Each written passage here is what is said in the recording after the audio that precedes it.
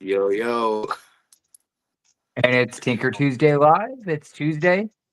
We're going to be tinkering, and we have a guest, Paulo. You may know him as Koya, Creative Studios on Instagram. If you're not familiar with his work, keep us on in the background and go check out his work on Instagram. Jumping right into it. I got a few things this week. I'm going to keep it brief, but I got a few things that I picked up this past week. $10. Oh, you can't beat that. No. The bargain shop for me is jealous. 5 for him. Oh, that's not bad. No, not at all. I've had a pretty okay week. I ended up locking my keys in my car. I went on a toy hunt. I've started to do some small toy hunts. DK has made out on them. I've talked about that with you guys. Started doing a little bit more of that and came home one night, was super exhausted, and just left my keys sitting in my car seat. So I could look at them. I was looking at them for 3 days, and we just decided to get AAA 3 days because I wasn't gonna pay the $60 for Papa Lock or whatever. Instead, we just got AAA and then ended up just using the services. Like you have to wait 3 days or whatever. Man. But yeah, it's been an eventful past week or so, and I'll open these at some point during the live, or I may just open them while we're just chit chatting and stuff. Yeah, it's a good way to get over that. Hopefully, everything's been uphill from there. You know. But you weren't here last week, Brian. How have you been? I missed last week. Sorry, just kind of. I try to keep my Tuesdays as possible from errands, but for some reason, sometimes Tuesdays just things don't line up. But I'm here Wednesday live on the Spooky Tuesday. Oh yeah. I like the hair, Brian. It's starting to get longer again, bud. It definitely. Thank you. It definitely is. Oh, look, we're long hair buddies.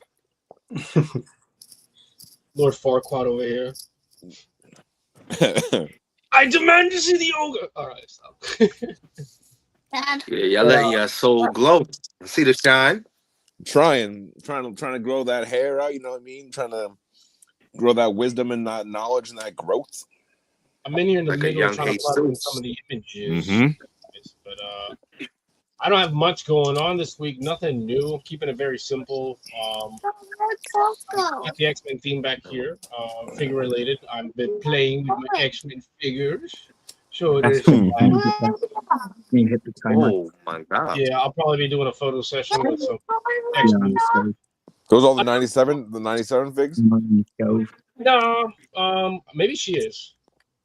But funny you say that. This is kind of why I got into this. Me and Sean and Josh from Two Peas in the Podcast.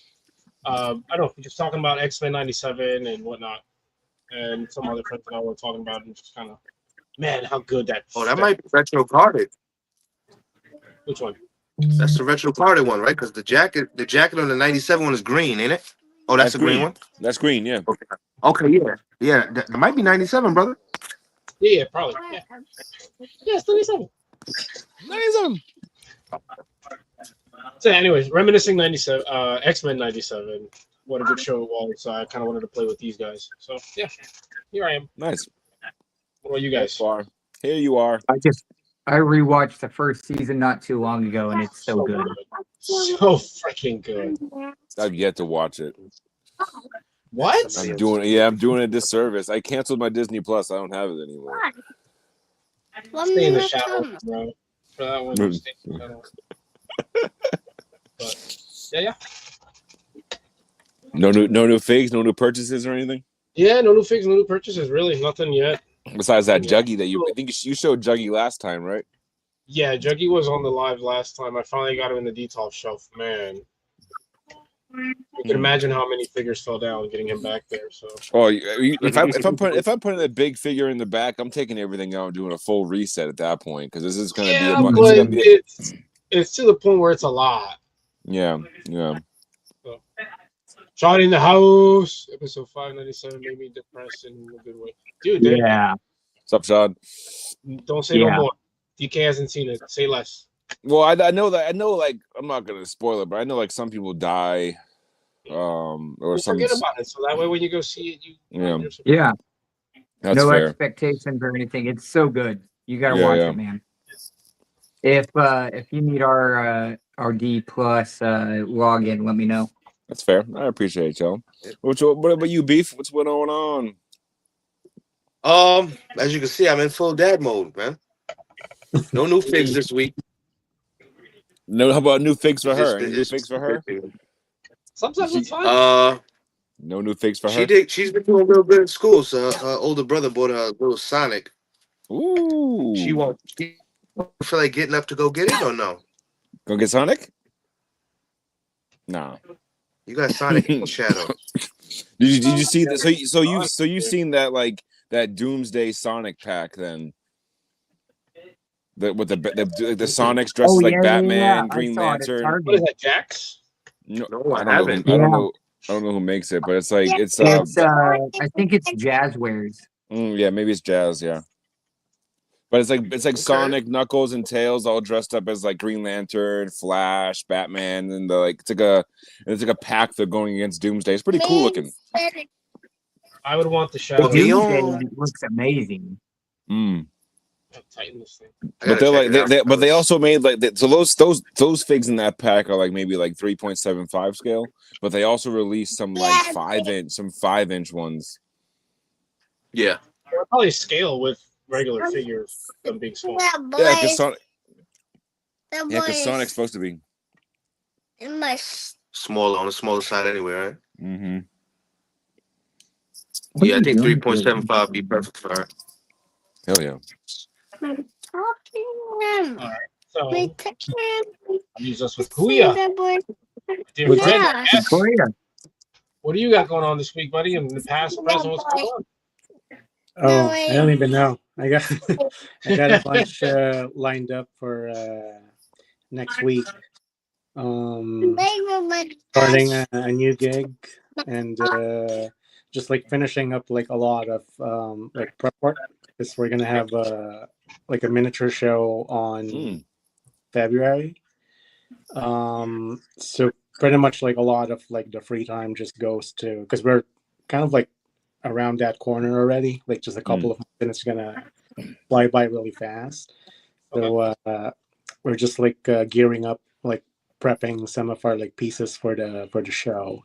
So as far as like like the customizing or like miniature side of things are concerned, that's what's up. Like just prepping for that. Is it like a toy show? Is it like a toy show kind of it's convention? not. It's so it's called the International Market of Miniature Artisans. So it's specific to that. It's called Minicon because a lot of times miniatures and dioramas are like background props, like with like toy photography and whatnot. Yep. But this con is they are the star. So the miniatures and the dioramas are the star. That's awesome. I mean, like we still have like a lot of like toy guys coming like to shoot photos and it's a different market, like if you will, because it was like primarily comprised of like your older grandmas who are into like doll houses and whatnot. But over the years, like the past 5 years, they have been like doing it. Like it started to evolve into all sorts of like other like mediums, and it was just like amazing to see and be a part of, especially like with me. Like I was primarily like a toy guy.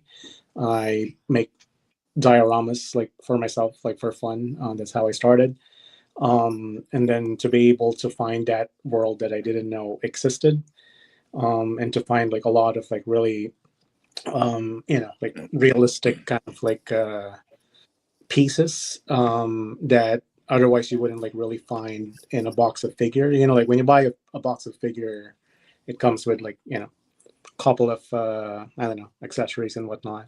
But that's all you really have to mess with. But when it comes to like toy photography,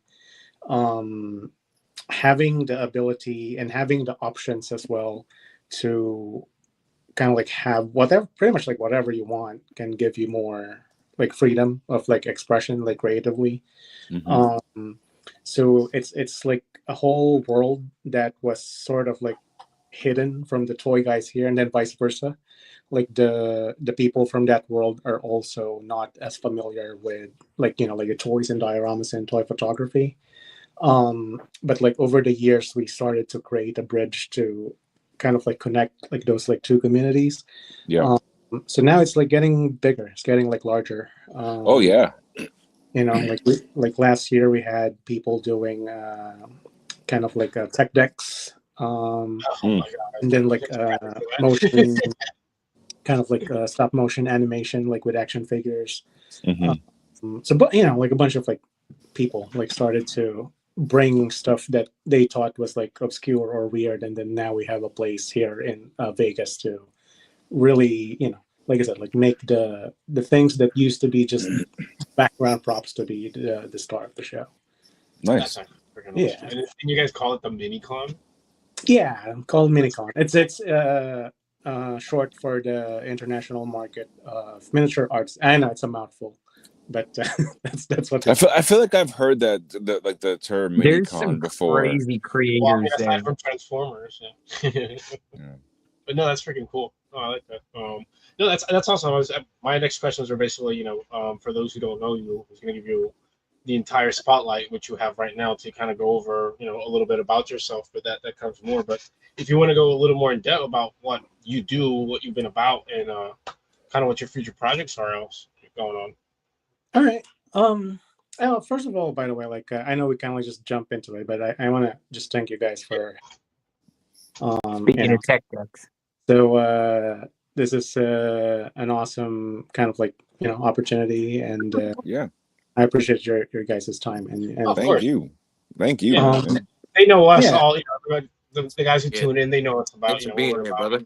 Oh, that's kind of want to give you the spotlight now. I was like working on. So so it's like this is my miniature fish. I can't tip it over because all of the ice are just gonna spill everywhere. It's not set yet. But that's the photo that you guys have shared, and then but this is like the base I have so far with like the miniature octopus. The squid looks so real. Yeah, thank you, bro. What is that squid? What is that squid made out of? So this is sculpted with polymer clay. Wow, that's fantastic. That's nice, right? And then this is just your usual pink foam. And then all of these are made of like polymer clay. So like the crabs and ice bucket. All hand, your hand sculpt. That's amazing. That's awesome. Amazing. Look at yeah. So that whole base is foam. They weren't like really. I'm still working on it because I want to have like different like buckets. Oh, I just poured a bunch of ice. I just wanted to create different buckets of different seafood. So circling back to kind of like who I am. So I and that's one of the reasons why I created like this piece. I am from the Philippines originally. So Kuya, like our like name or handle, it's a play on words on the word Kuya. So it means older brother in Filipino, in Tagalog. So when I was a kid, I just had like a very kind of like, I don't know, like not to avoid like a whole sob story, like long story short, it was just kind of like a rough kind of like time like growing up. Like I've been like hospitalized for the most part of like my earlier like years, and I got into kind of like an accident, which rendered me disfigured, like from my knee down. So I was a burn survivor. So growing up, being away from a lot of other people, kids, and you couldn't like do like normal activities in school. My parents always brought me like toys in the hospital. So for the longest time, like action figures like Ninja Turtles, Transformers, like Batman, those were kind of like my earlier, and Motu stuff.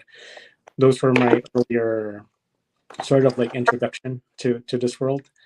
So if anything, my parents got me into this I don't know whole thing. But yeah, like it was like just like rough to kind of like socialize and like do anything because like like I was pretty much out of commission like for years. And that's how I found a bit of, I don't know, like an escape, if you will. And as I grow up, when you kind of like look different, and it's really hard to kind of like make friends as well, because a lot of people like make fun of you, like other kids would just like don't want to play with you, or even adults like like was making fun of you. So, Yeah, bro. And it was a tough thing to deal with, to navigate. But eventually I met like someone, and he got me into Tekken. I don't know if you guys play Tekken or familiar. Oh yeah, I was huge into Tekken 4, huge into it. Yeah, but at the time, that was still around. I think Tekken 2 was the game that was out when at the time. So yeah, so he got me into the game, and he never really kind of like treated me any differently. He taught me a lot of like stuff like music and art, and that's also how I got started into getting into art. So I think it could have been like very easy for me to sort of like go, I don't know, to the dark side, like so to speak. Yeah. With like a lot of people like making fun of you and like like just that. Yeah. But to have one person to show you like respect, which is like really big. I'm still friends to him like to this day. And we were just like talking the other day, and we play pretty much Tekken still to this day. And this was like I don't know, 3 decades ago. Yeah. Or and then that's kind of like when the realization came that maybe it just takes kind of like one person who's caring, that can like sort of lead you to a different like path altogether.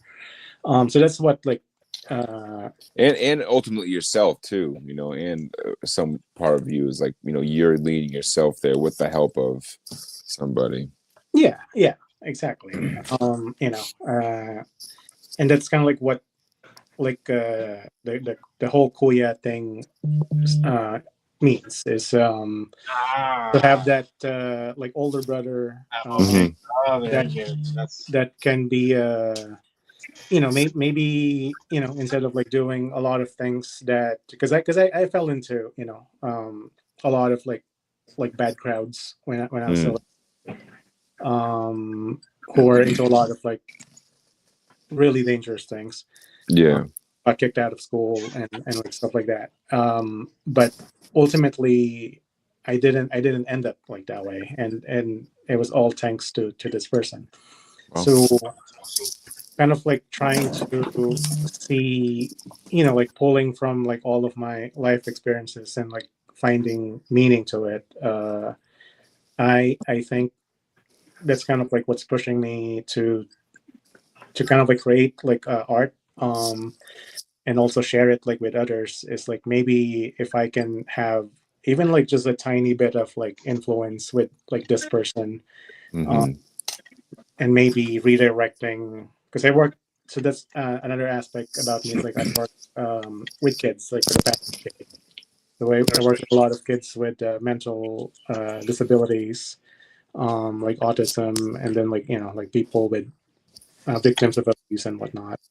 So a lot of these kids, what I found was they also struggle because of their differences, and then it doesn't matter why you're different. Like what I've learned over the years is like all of us, like human beings, we just seek that belonging, like that connection. Yeah. And a lot of them just kind of like struggle with the same things that I struggled with. But when I introduced a lot of, like, let's make dioramas, or let's, I'm going to teach you how to like shoot photos or like make custom, like figures. And then we'll play D&D, for example. And then we practice kind of like social skills masked as a game. Yeah. I found that all of those things that I loved as a kid, I was able to use to kind of like have a, like a therapeutic effect, like for the kids I work with. So, yeah, like all of those things that society told you, oh, you can't do that, or you can't make money with that. Like those are the very same things that you can kind of like, yeah, you can't. Like it gave me like meaning and a means for livelihood. And when you can like find that intersection, because sometimes like a lot of the times when you have like a hobby, that's the mentality is like that's just a hobby. It's something you do after you work. And but sometimes like like you ask yourself like, why can't we do stuff that we also love, like for work? So trying to find that like integration, like of different parts of life, if you will, different aspects. It's not easy, but it's possible. So, and that's kind of like what like the mission is, I guess, is to be able to kind of like show kids and help kids like find themselves. Yes, find themselves artistically. And then also if I can like equip them with actual like life skills to be successful like out there. Absolutely. Then that would be like really like awesome, like for me personally. Like everything else becomes like a bonus. I was talking to Pirate Cat about this I don't know, like a couple days ago or like a week ago, where this whole journey started like with collecting, like with just like toys and action figures. Over time, like I like I tried to like connect like with other like collectors, but for some reason there's like toxicity in some like toy communities, which is like really weird. Because you would think this is a place where everyone tries to escape like the normal grind, and they can just like let loose and chill and yeah, right. But sometimes that's not the case, like there's like a lot of like competition, a lot of like one upmanship. And I found that very, very I don't know, disappointing. So like going past like the mere consumption and mere like collecting things. And then you'll see also a lot of people who are very, very hard on other people who tries to put their stuff out there. Like be asshole about it. I mean, be bad about it. Empathize with these, like you create, right, like toy customs or diorama pieces and whatnot. And a lot of times, like you get like so much like just crap for trying. These are the very same people who'll be like, oh, like I hated that new Fantastic Four movie, or like like I hated this like new toys. Like look at this like lines on Spider-Man. Like what a crappy figure. And a lot of these like people are the very same people who never really created anything and never really put out anything. Risk bearing their soul and their creations for others to judge their name, their reputation. So I found that to be kind of difficult, to like for myself, like personally, to deal with. Yeah. So moving past the consumption and the like that's kind of like what I realize is maybe the answer is kind of like maybe creation and co-creation like with other people. Mm-hmm. Yeah.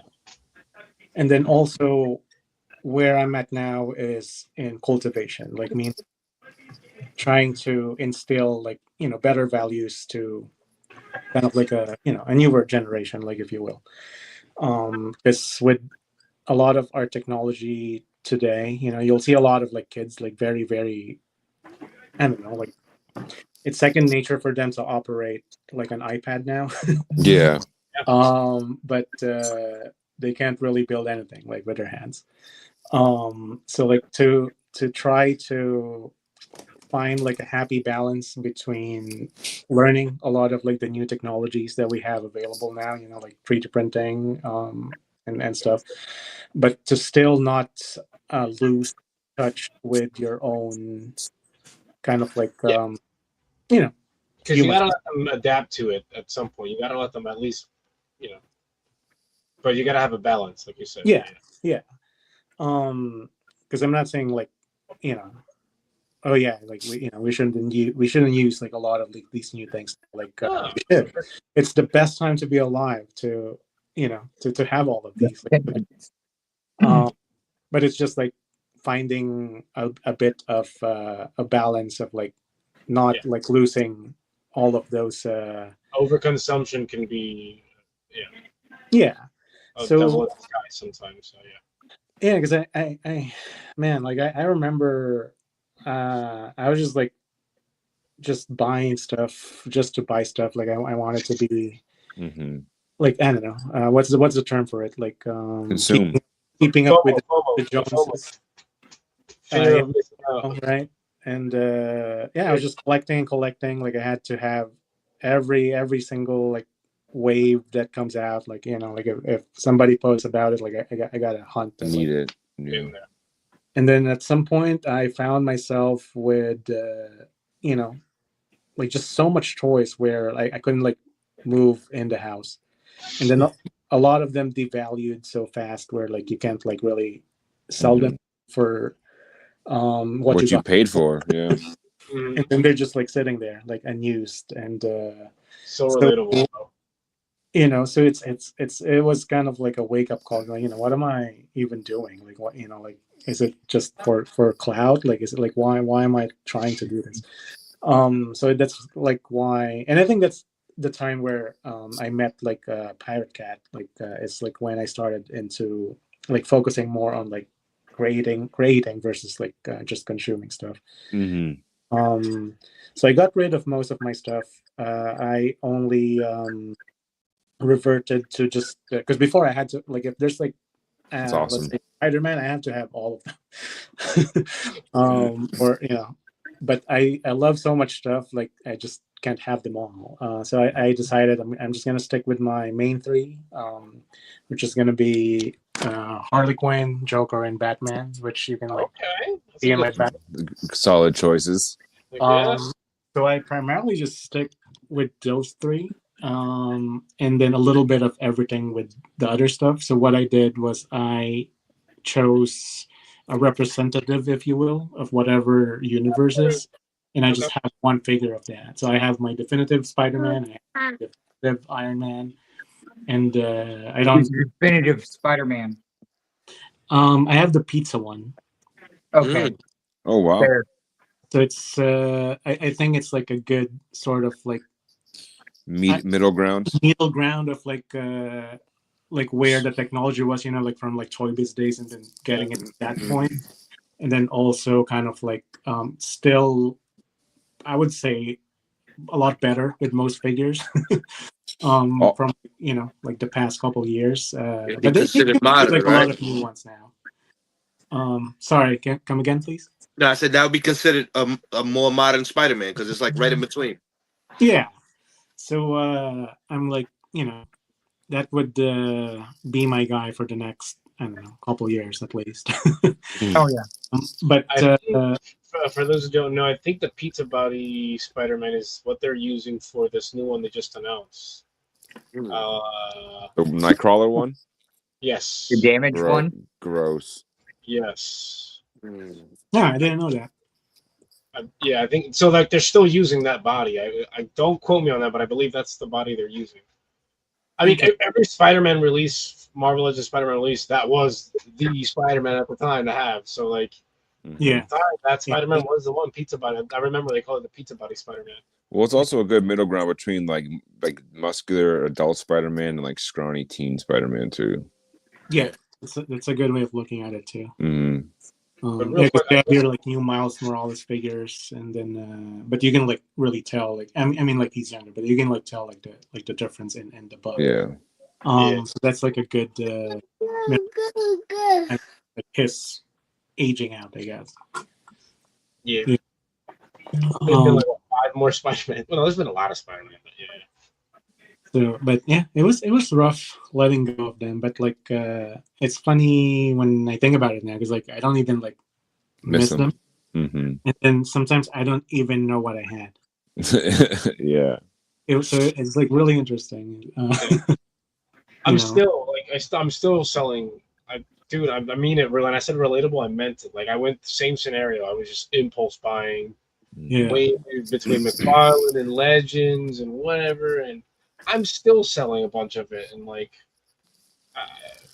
I thought I was gonna miss it. Nah. Yeah.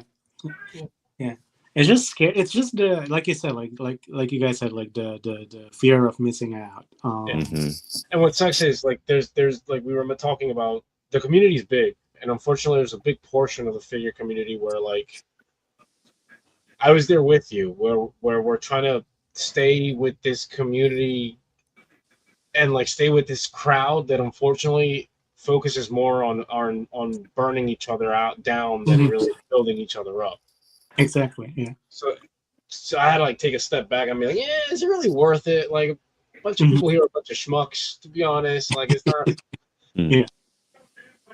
And like how you did, I had to kind of reevaluate, and I kind of went into like a more creative. I was like, let's hang out with the dudes who create stuff and kind of like tinker around, and you know. That's about when you came in. That's about when you joined, wasn't it?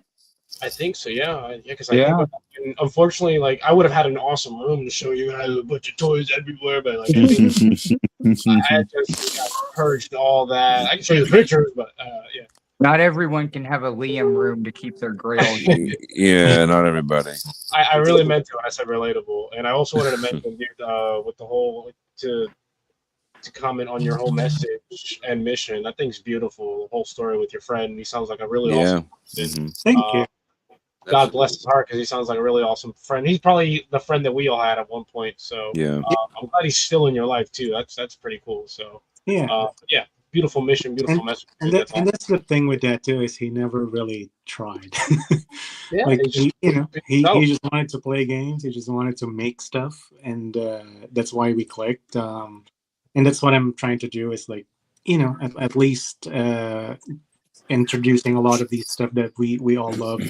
Maybe I can have the same impact on someone else. I don't know, but that's awesome, and that's all you want to do. Right. That's all we're here for. Is just like, if this helps anybody, even if it's one person, 2 people, if this puts a smile on anybody's face or makes their day or helps them anyway, whether it be tinkering, just hearing us about advice, toys, that's awesome. That's all we care about. If there's money involved, heck yeah, but we don't. Money. And we're also here to feature other customizers, other people who tinker around, who just haven't had the chance to kind of be given the spotlight. So but they're out there, and also like people who are like not quite there yet. And so a quick story, right? So like 3 years ago, I was shooting. I don't know if you guys shoot toy photos in public, but Beef does. I'm a big boy. When I do this, like I get like a lot of like weird looks, right?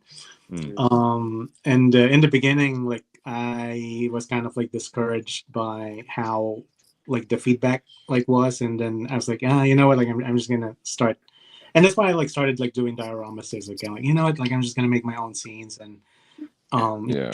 Like in the safety of my home. Bring the outside to me. Yeah, but it's still different. Like it's not the same, like capturing something like in real time that you saw, and just being out there, So eventually, I had to face the fear of just being okay, to be laughed at and be silly again, because like I have a lot of like traumatic, I guess, experiences from my childhood in relation to that. So I have a lot of like traumatic responses to people just kind of like having weird looks, or like people like laughing and like stuff like that. So I had to just like really be okay with it. So 3 years ago, I met this kid. She was like 8 at the time, and she saw me taking photos of my Mythic Legions figures. And yeah, she approached me, and we kind of like started like talking. And the kid was kind of like, "Oh yeah, that's cool. I also make like miniatures." Oh, wow. What? You see, look at that. And then the mom, she showed me some photos of her stuff. So she makes like clay, kind of like little like cute, like baked goods, like cake and like stuff like that. And then and I told him like, yeah, my wife makes the same thing. And then so I told them, oh yeah, if you guys are in Vegas, you guys should check that, like the I.MOMA that I mentioned earlier. The mini con. And they were like, yeah, sure. Like, so I haven't heard from this kid, right, for 2 years. Like, never heard from them. So it was one of those things where like you never really thought about it again. And then like 2 years after, a kid tapped me. Oh, wow. Like while I was doing one of our art shows like last year, and she was like, "Hey, do you remember me?" And then so this was 2 years after she was bigger. I didn't recognize her. And I was like really kind of like I don't know. and then she started to talk about the encounter. Where like, I remember that you were taking pictures and like we met at this place, blah blah blah. And then it hit me. It's like, oh yes, I remember. And then she was like, well, yeah, like I saw that you were gonna have a show, and then we went. So this girl lives in California. I live in Las Vegas. So they went from California to here all the way just to go to that show. And then next year, right? So we're gonna have another show. Next year, she is gonna come back here in Las Vegas, and she is going to be exhibiting her miniatures with us. That's amazing. So she is going to be the youngest exhibitor ever in the history of I.MOMA, and I think they've been up for like the past 5-6 years. And she's going to be the youngest person to ever exhibit. Oh, and she's gonna kill it too. It just on that alone. And you gotta keep us updated. Story, oh, sorry. Were you saying something? Oh, I was saying you got to keep us updated. Yeah, no, for sure. But yeah, like I was just saying, telling the story because if I decided to just stay home that day, I wouldn't meet this kid. Right. And we have a lot of sort of projects in the works already, like collaborative projects. That way. Turn all this off. Like in line. But all of that would not even be a possibility if I decided to take the pictures outside. Yeah. Do my thing. Yeah, exactly. You're locked in. So to be courageous enough to own your kind of like weirdness, right? Like your own, your nerdiness, and differences. And still do your thing, like do what you love. I just really strongly believe this is how you meet your people. Like I don't even know how I met like in the first place. How to know him, but it's also the same thing. It's like the virtue of me doing stuff I like and him the same, and then now I'm talking to more people, like the rest of you guys. And then hopefully with this, we spark more sort of opportunities, like more conversations that leans more towards this way, like more the creative route, more collaborative route, versus just like competing in mirror consuming. Yeah. Piss and contest. Part of my French. Yeah, and I'm just really excited, and sometimes I still don't believe, like, yeah, man, like that kid like actually went to my show. Jump started a career, man. Yeah. And now she's actually taking it more seriously. Absolutely. So, and mom kind of like for it and supportive. Like we're excited. So that's why like I'm like very very kind of like swamped because I'm trying to prepare a lot of stuff like for us, but also trying to prepare for her because she's never done this before. Right. We have to kind of like create a lot of like the foundations for her to have like a successful first show. And that everything else, that level of like mentorship is like it takes a lot of footwork. Just speaking from my own experience and like helping people get in music studios and stuff like that and get recorded. There's a lot of conversations that you even personally don't expect to have, setting these opportunities up, and it's a really cool opportunity, and I think it's beautiful that you're offering that to this young lady. Thank you. And it's also really, I would say, 95% them and 5% me. Because you can only help people who want to help them. Yes. And I can like create all sorts of like resources and create all sorts of openings and opportunities. But if people don't appreciate it, they take it for granted and don't act right, which is the most important. If they don't value it, in general. Yeah, it won't really mean like anything. So for them to, like I said, like she was 8 at the time, and then young prodigy, huh? She saw kindred spirit between the two of us. Like oh, I like miniatures, you like miniatures, we're friends now. And it was so like pure for her too, like and that's why I wanted to go the queer route, the big brother route with how I want to go about this, because there's gonna be so many kids now like you're the big brother. You see that the role? Yeah. Your best friend was the big brother. Now you're the big brother. So it's a full moment for me. Big cool. And I get to be that person that I wish I had and then didn't know I had already. Now I can be that person by choice. And I want to be able to protect sort of like younger creators who get into like this space and then they get maybe disillusioned or influenced in the wrong way. And I want to do what I can, I guess, to not let that happen and to just provide more I don't know, safer spaces, if you will, like more more creative, safe space. Welcome. Because like I said, they're out there.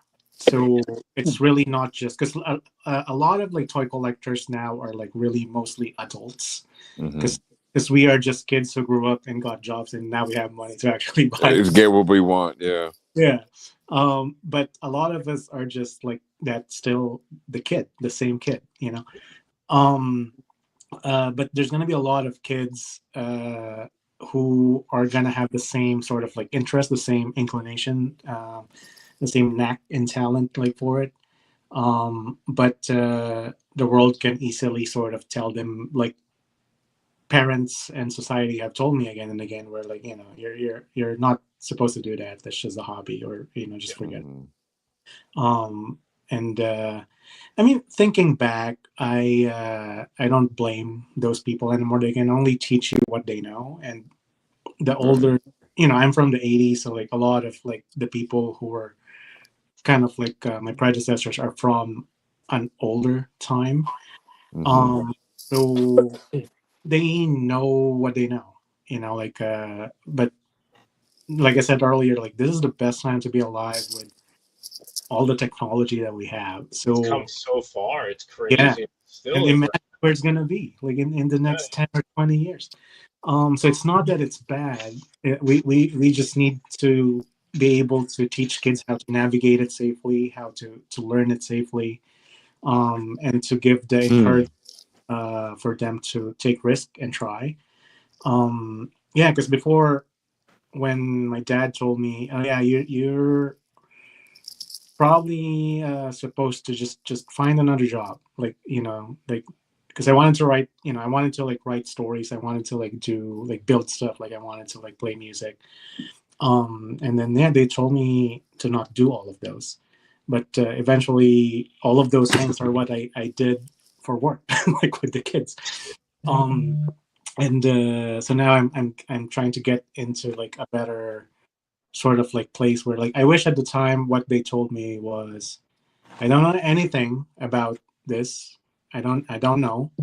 But if this is your dream, I believe you can figure it out. Maybe find a job so you can fund it and then figure it out.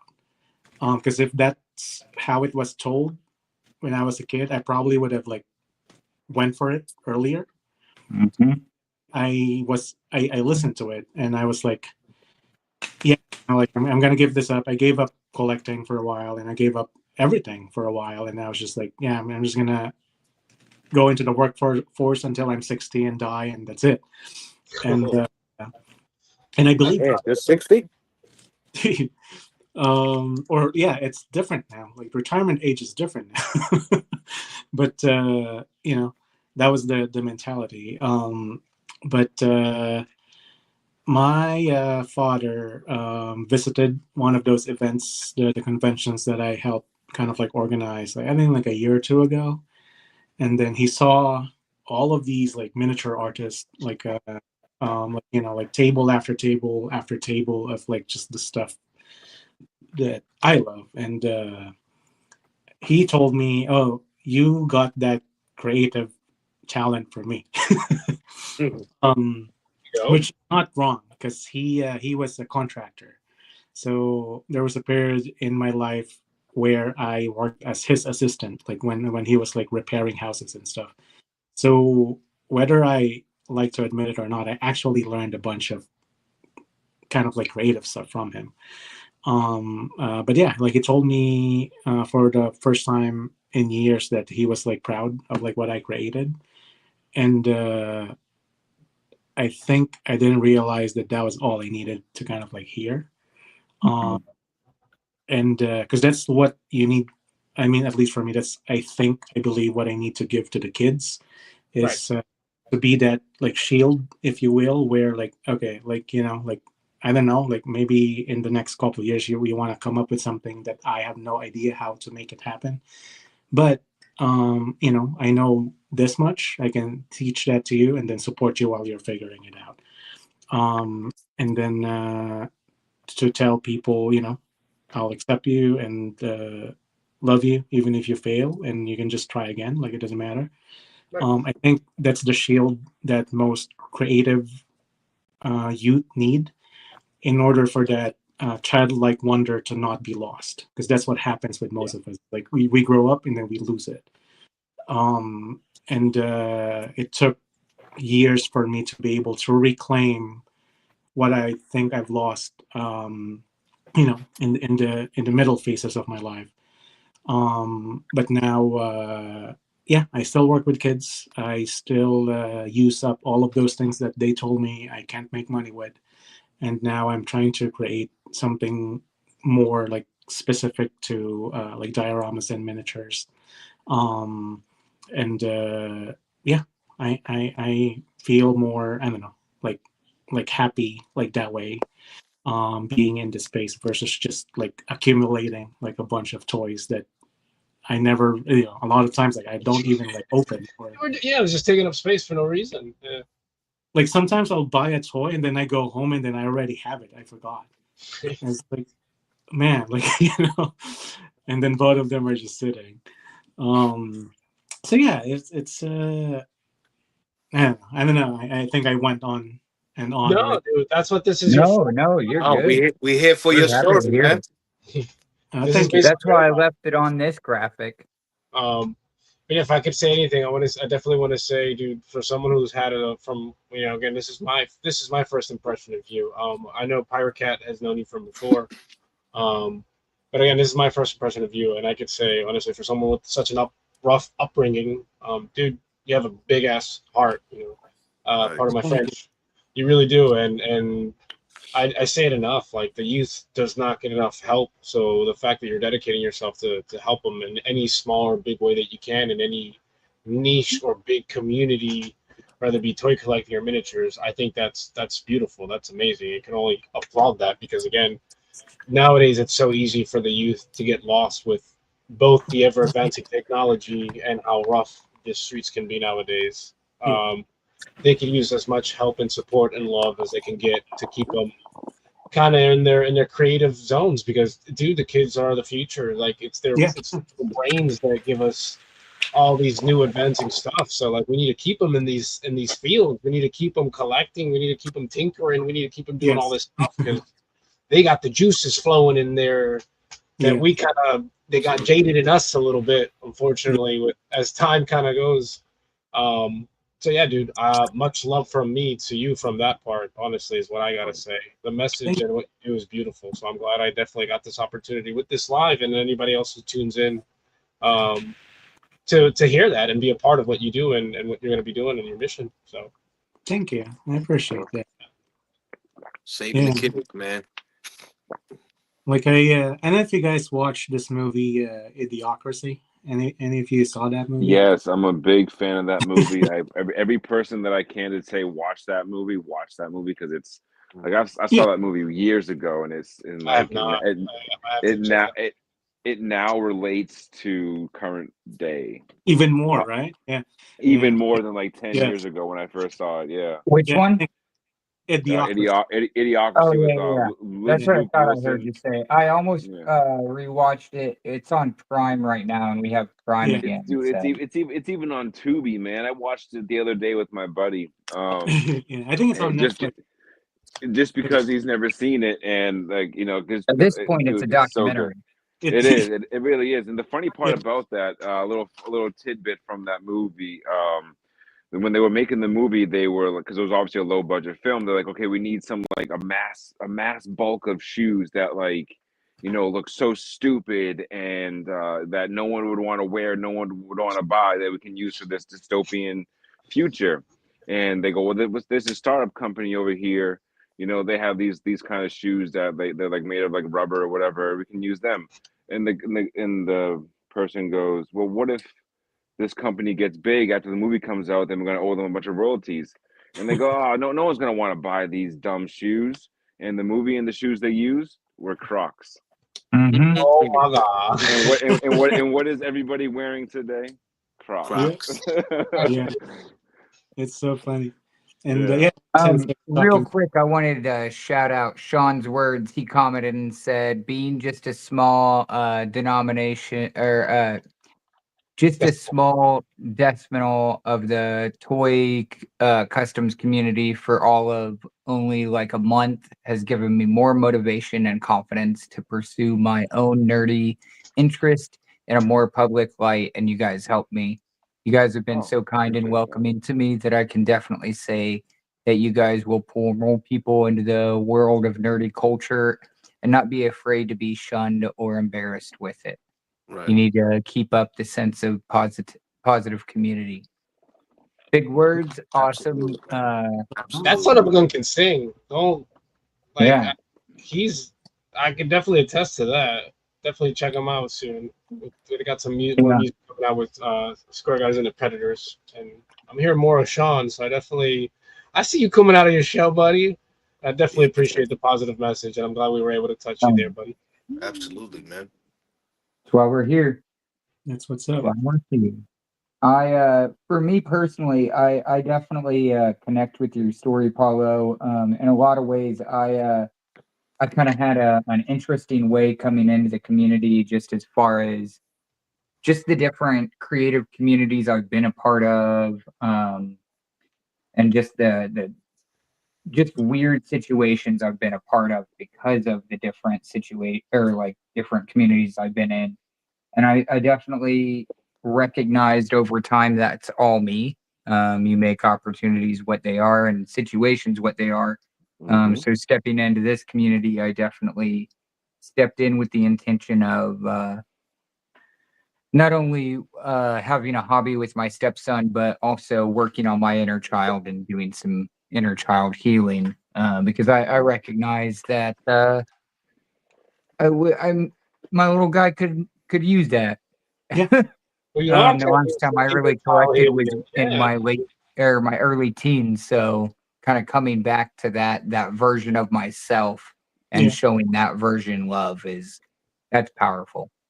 Yeah, and it's about them seeing what we do, right? It's not like what we tell them. it's really them watching. So, to be mindful of that is like really like important. They observe more than we think. Yeah, like I don't have kids of my own, but I've been working with a lot of kids and families. Those are your kids in some way, man. Those are all your kids in one way or another. So yeah, in a way, like I see those dynamics plays out. But yeah, like that's the bottom line. I feel like it's really about what you're modeling, how you show up, and they're watching. So we got to be mindful of that. Yeah. Oh, that's that Batman I asked about. That's so cool. I'm about to log off, you guys, but does anybody have anything they want to kind of plug in here before I head out? I don't know if you can see it up there. Let me see here. I want to see something too, DK. You gotta show me it too. Show me that spawn. Right up here, buddy. Oh, it won't let me zoom. It won't. Well, right up staring, here. I got your bats. Robin.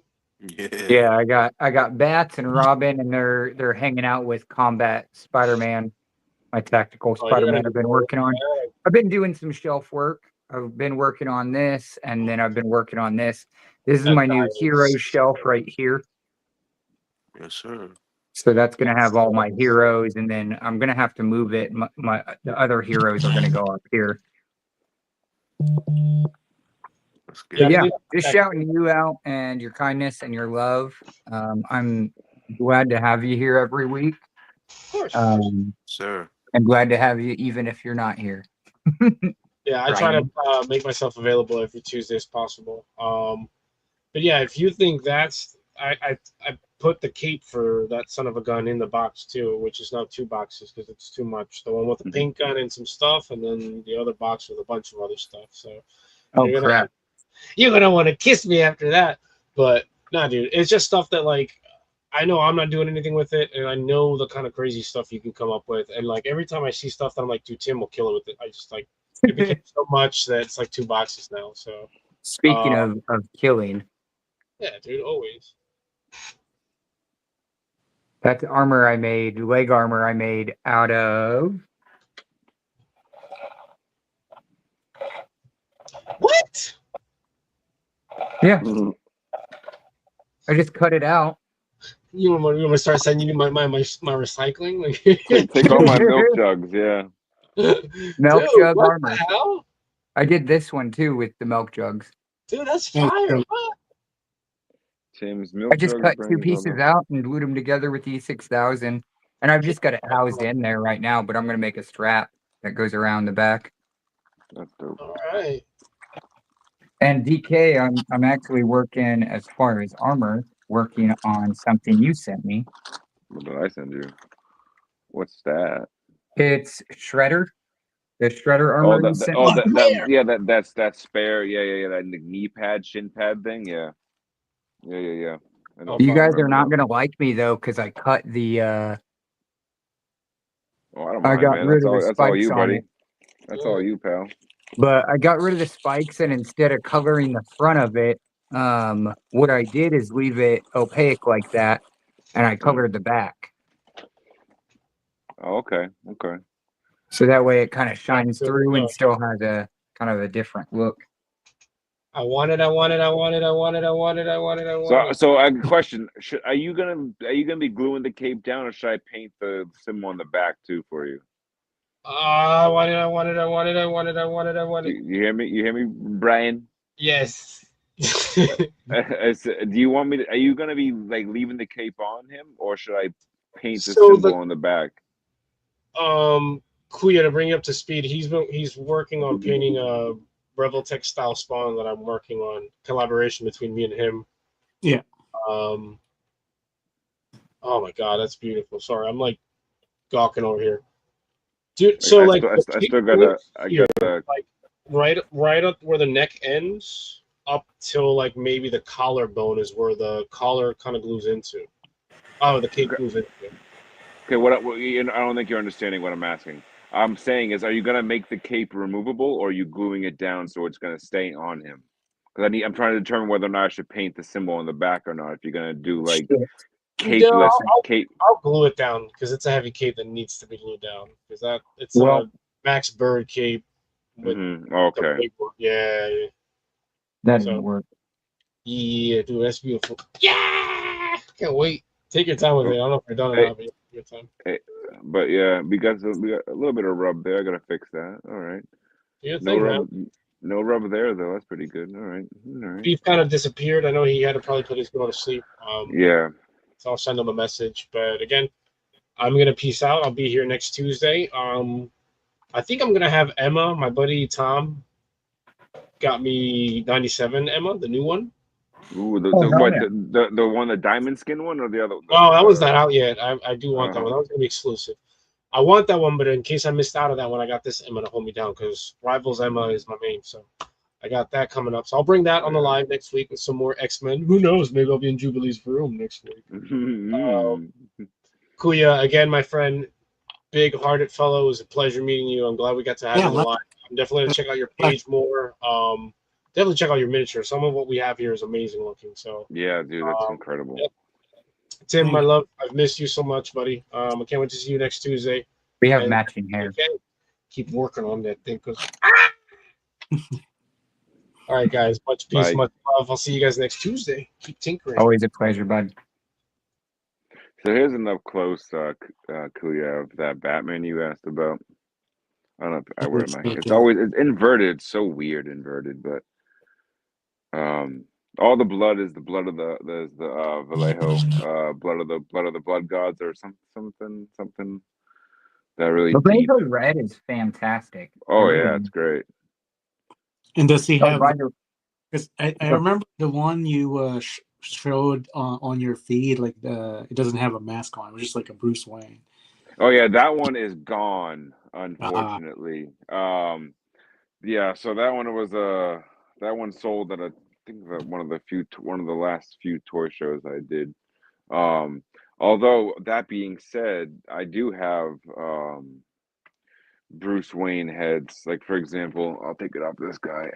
I'll just grab him. I have a unmasked Batfleck head going on. This one. Nice. Yeah. But where's that from? That the body is Jazzwares. Jazz. Alistair Black. A lot of AEW figures, WWE figures are not necessarily compatible with McFarlane, but they scale well. So you can with some slight mods, you can, you know, but yeah. So my idea behind this guy was like, obviously you see that he has Raish's sword. He was fighting Raish for his life and ended up killing him and becoming the new Demon Head. And that's kind of the storyline of this custom is he was fighting Raz and won. Yeah, that works. That works a lot. And when customizers actually have a story like a lore, behind it. a story behind the you know, makes it even more like like interesting, you know. Yeah, absolutely. I don't always, but like, you know, for the most part, I like, for example, like my Mortal Kombat customs that I normally do. Those are just, you know, using this based off design from the game. But ones that are like this with like a kind of a quote unquote original design, I try to have a story for it or a little bit. Yeah. Yeah, it's cool. Like speaking of that, and that's why I had this because I was gonna tinker, I love Rex. I love Rex. but I was like making like a Oh wow. like Woody. Oh wow. That is gnarly. That's dope. So Yeah. my wife made the miniature Holy. guts. Wow. Are you doing that for a Halloween post? Yeah, I'm working on trying to get him like zombified. Dude, that is Um, sick. Yeah, I but mean, the kind of tie into what you said earlier, with like, figure photography and, customized or even just collectors in general, just kind of coming together as one. Um, that's kind of the same mentality that I have when I make my figures. Like I make it for people who do toy photography, people who do stop motion, um, things like that, so they can have that same accessibility. yeah, So that's why I try my very hardest and have like a pretty good success rate of having no paint rub on any of my figures when I do that. So that's kind of so that that's extra hard. detail. Yeah, That's hard to accomplish. yeah. So yeah, That extra work, that extra detail, I know it means a lot to the client who, do stop motion, who do toy photography, who want to actually pose their figures and play with them rather than just leave them on the shelf being statues. yeah, It goes a long way, and that's something that I, have taken pride in for the past X amount of years. It's worth it. yeah. No, definitely. And I can like tell, like with I mean like this like box is kind of like small, but in some of your older photos, You can see the difference, yeah. I can really tell. Oh Yeah. yeah, I mean, see, I might even have like an old. I don't even have an old. Oh yeah, this is like one of my very first ones. Holy smokes! It's seen better days because I've tried to like deconstruct it, but like in the uh in the joints, it's not okay. In the paint, it's not as smooth. This is one of my very first ones that I painted, but yeah, big difference in quality for sure. Do you just like Dremel like bits and pieces of it?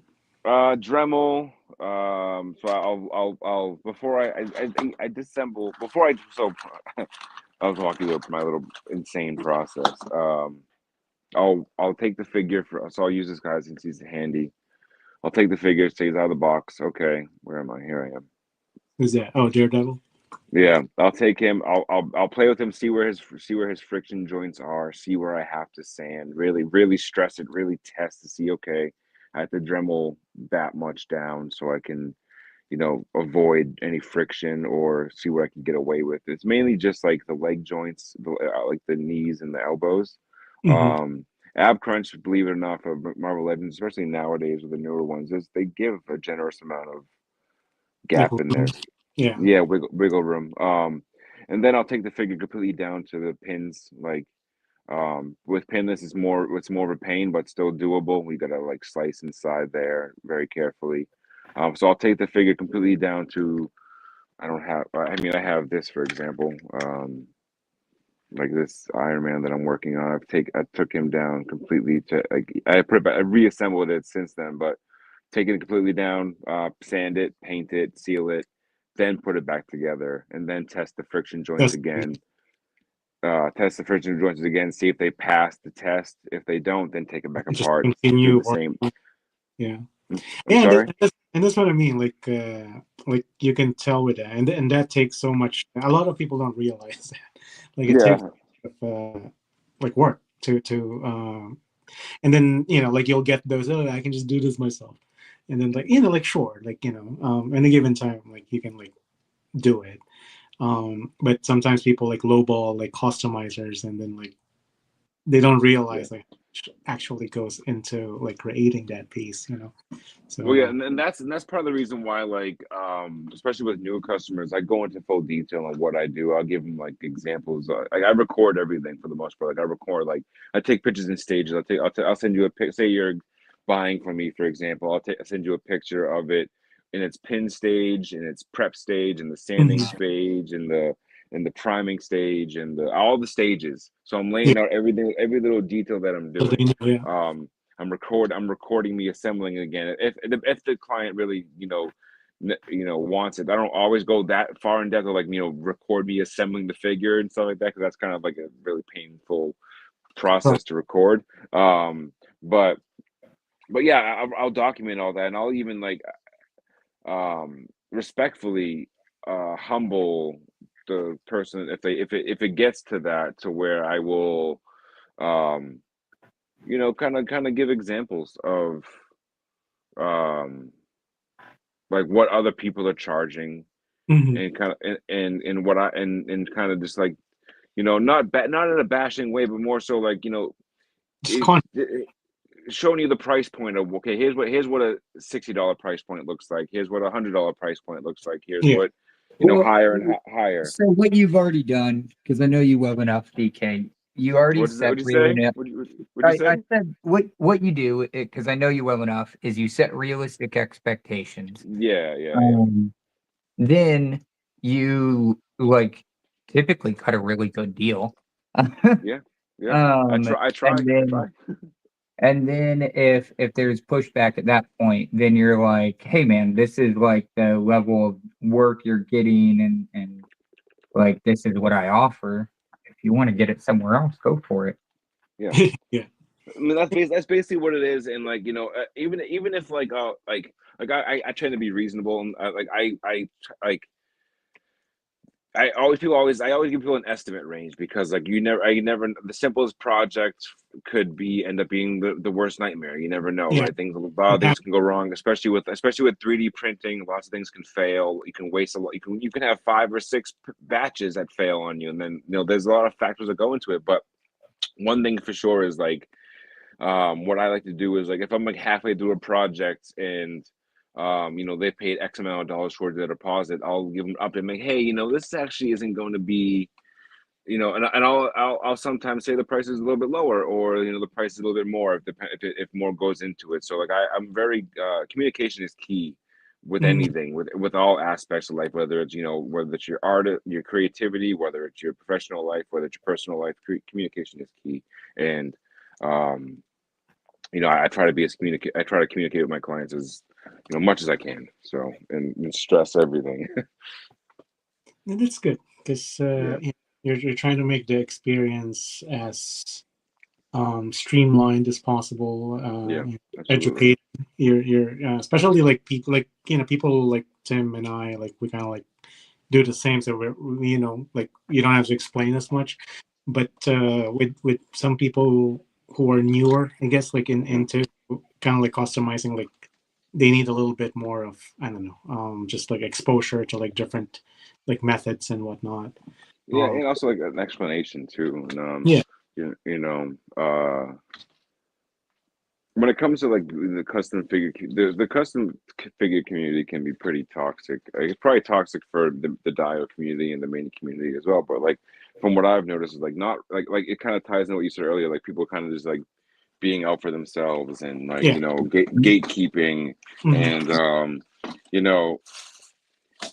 there's on the flip side of it too, because there is that, but there's also people who are who don't want to really learn, or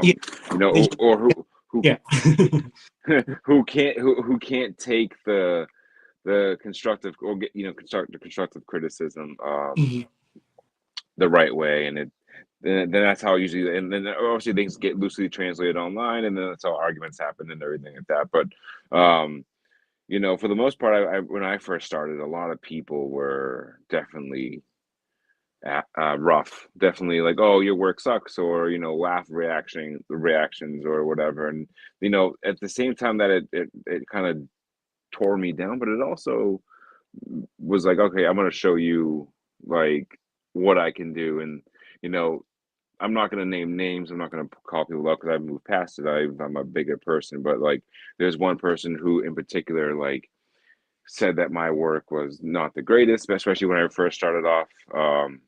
And then fast forward to today, and I'm doing a lot better, and I've improved artistically and like with my work, and they're kind of stagnant. So, you know, karma comes in many different ways. No, it does, and that's kind of like what I was about earlier. You know, like you just got to keep doing your thing, and eventually you find the right people. You know. Oh yeah. And you just keep doing it also, like for yourself. You know, like I experience a lot of that, like toxicity and gatekeeping. You know, like in all kind of like the like communities, right? Like whether it's like customizing or collecting or dioramas. But what I would say with that is like, you know, like even if you know your grandma's or your mom's recipe with whatever your comfort food is, sometimes you still can't make it. You still can't it's not the same. Yeah. cook it in the same way. Like, and it's the same like with a lot of the art stuff that we do. Like you know, like you can like show people like exactly how you did something, and then it still doesn't turn out that way. And the thing with that is like at the end of the day, like each of us are kind of like individuals, and you can only do your art the way DK does it. No one else can do it, you know.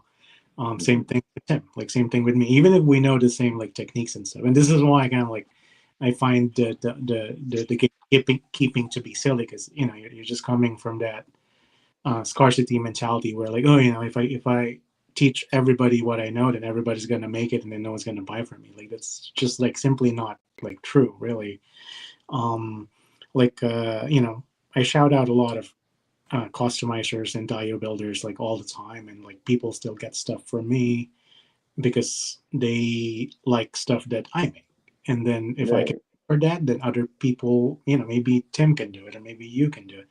And you know, like you can't serve everybody like in the world, like really, like you're just one man. Like how many dios can you really make? Really?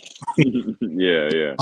You know, but yeah, like I find that it's more fulfilling to, like I said, like to go past all of that and like go to the cultivation of other people, you know, like not just kids, but like people who are young at heart. Like Tim said, like trying to find that kind of like, you know, healing for that inner child. Trying to find their way, and yeah. And the way you do that is by creating like those resources, by you know, providing spaces for people to you know, learn and tinker and make the mistakes and still not like judge them or like belittle them. Yeah, because like everyone's an individual, and everyone, regardless of what the technique is, can really create something that only they can make. So yeah, like I'm gonna have to have one of DK pieces in my Batman collection, because that's really my like like I said, like I gave up most of my stuff here. I'm gonna take you off the stand for a second just to, but yeah. So I kind of just circling back to the you know, you finding your people and whatnot. I have to say, I say this to Ashley quite often, that I am thankful to be in, not only in the toy community, but also have Tinker Tuesday Live with DK, or with David, Eddie, and Brian.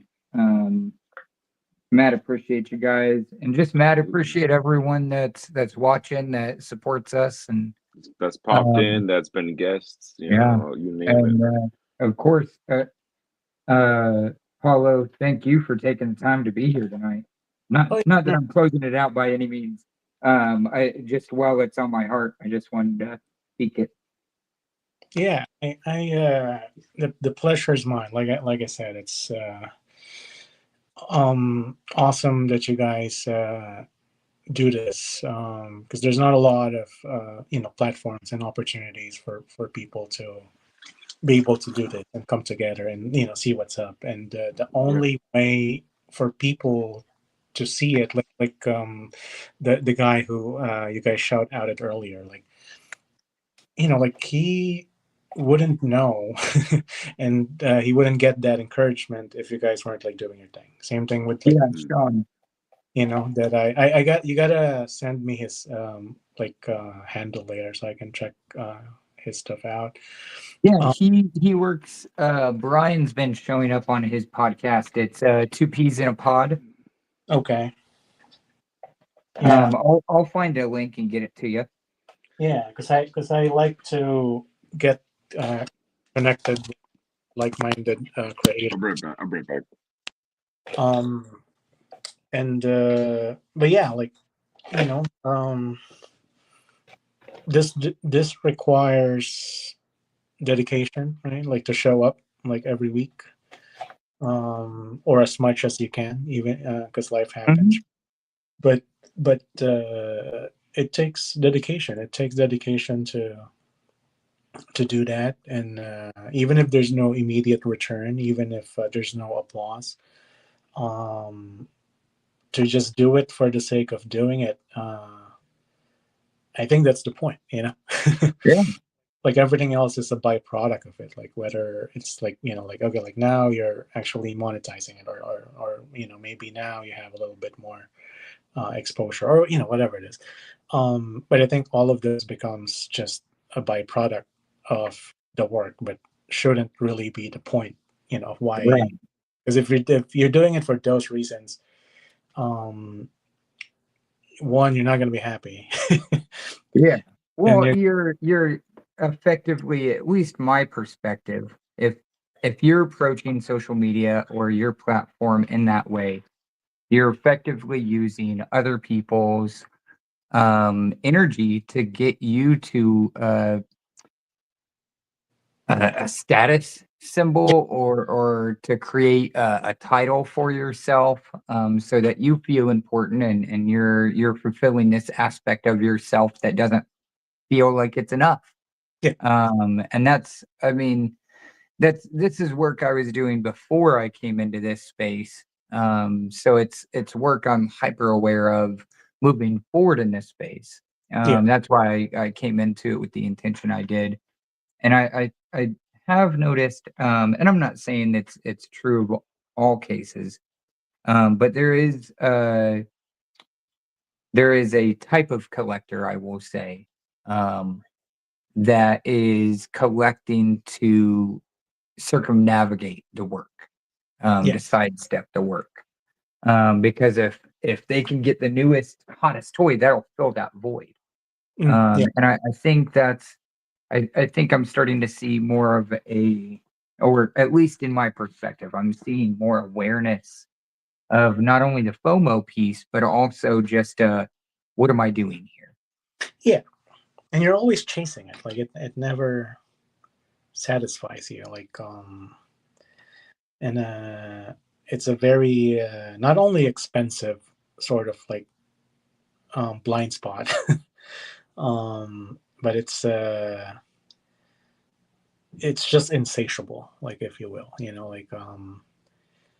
It's not even the toys themselves, because I've seen people do the same thing. I've lived a little rough, but I've seen people do the same thing with like lottery tickets.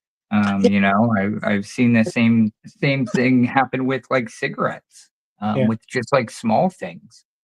We're just kind of hardwired to kind of have that FOMO piece, that we want to fit in somewhere. Yeah. And a lot of marketing, they were smart to exploit it. Mm-hmm. To exploit that sort of like, feeling of you're not gonna be enough unless you have this or that, or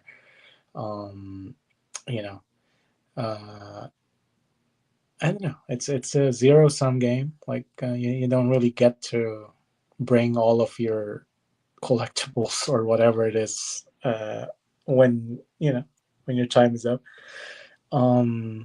So like at some point, like you gotta like ask like if there's like I don't know, like a deeper like meaning to it. And like everybody has their own sort of like journey, and different points of lives, and you're learning different things in all of those points. So it's really not saying, this way is better or that way is like, not good. But it's like really more at some point, like you just, like making more conscious choices, like for yourself, like what's going to be more fulfilling, what's going to be more, I don't know, maybe inspiring, like for you to keep creating, because a lot of these, like there's not going to be like a lot of money, especially in the beginning, Mhm. and if you cannot just simply enjoy something and not get any money or any applause for like a period of time, you're just not gonna last. You're gonna have to actually love like it to keep doing something. Yeah, I remember like the first couple shows I did, like I was in a convention for 3 days and we made $0, like And zero. where can you kind of set the scene for people? Because I kind of know this backstory, but for the people that don't. This is like a toy convention in Vegas. So I won't really say what the convention was, but it was like, like your normal kind of like Comic-Con, but it's more like a smaller Comic-Con, if you will, like that happens like here.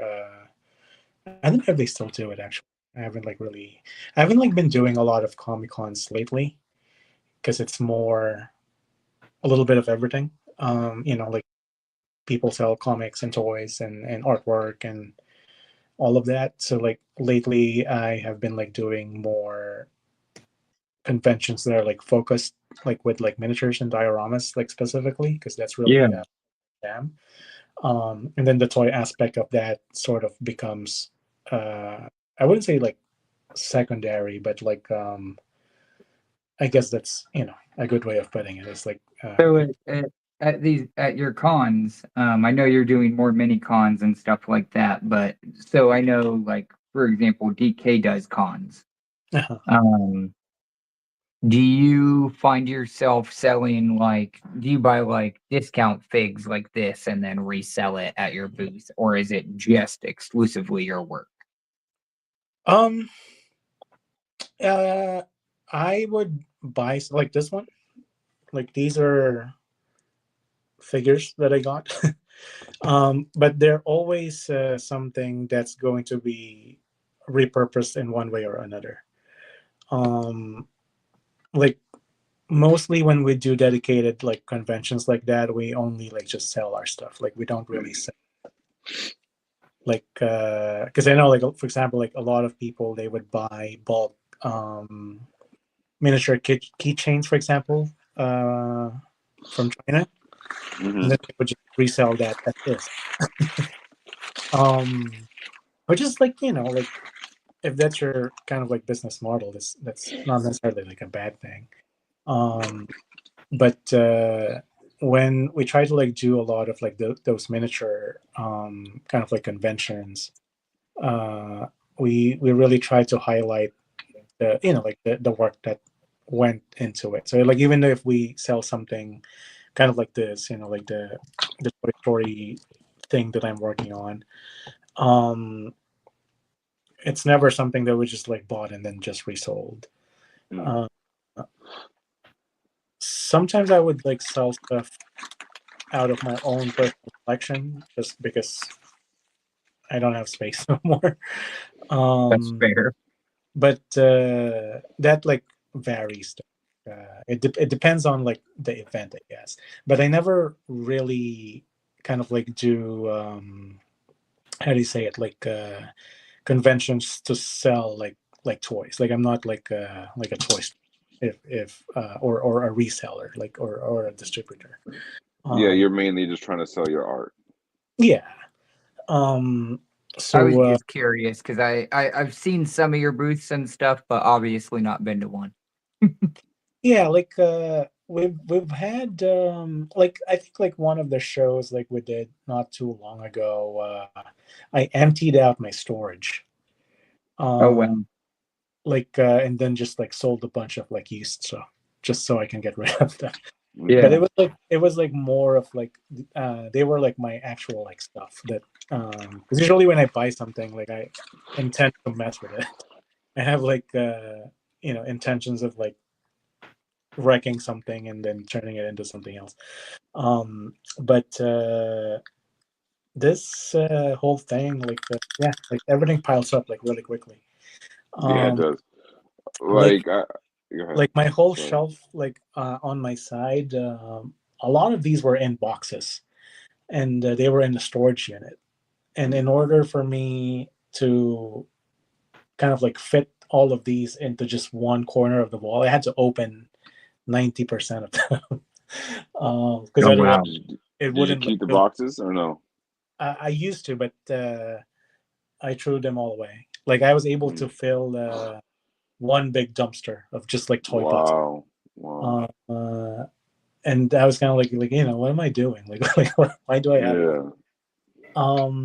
So I used to be like an inbox like collector, half and half, I guess. Like I like looking at stuff in box, but lately I really just like to mess with things. So I would sell those just to move them. But I've never like really like like okay, I'm gonna buy a bunch of stuff at Rosscon and then I'm gonna sell it at this. Uh, Yeah. So it's if I sell something that we didn't like make, it's usually just stuff that's laying around that I have a lot of like projects. One day I'm gonna do this, but like you just never get to it.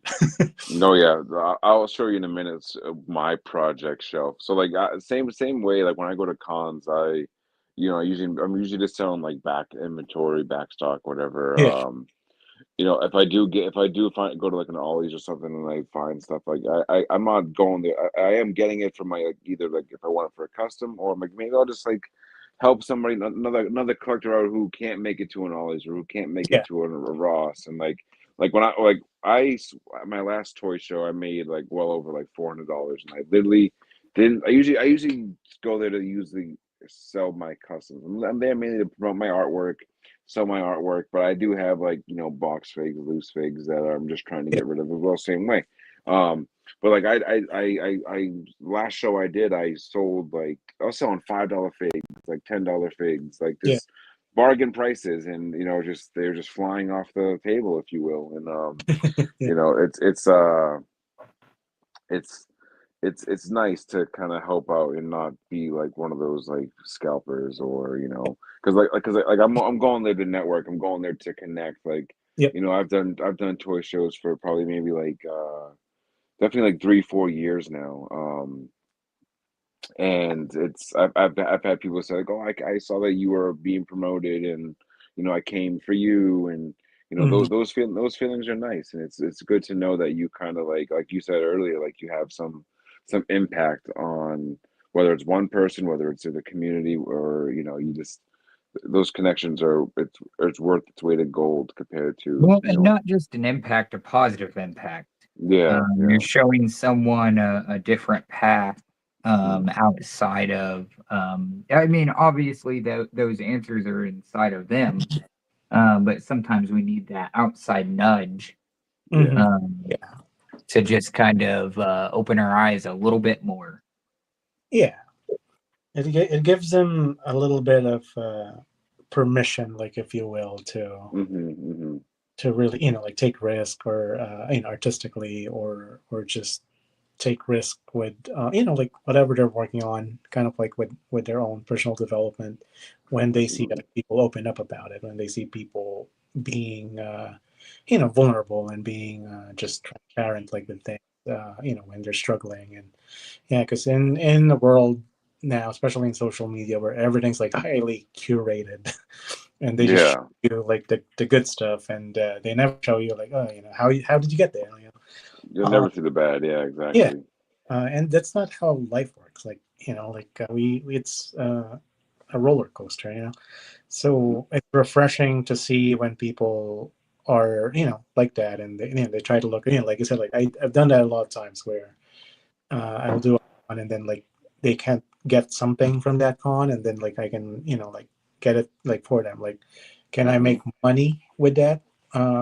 Sure, but and this is what I'm saying like earlier with like the communities and stuff, like how I found it to be weird because you know, we're supposed to love people and use things, but what's happening is we've been using people, and then we love the Loving things.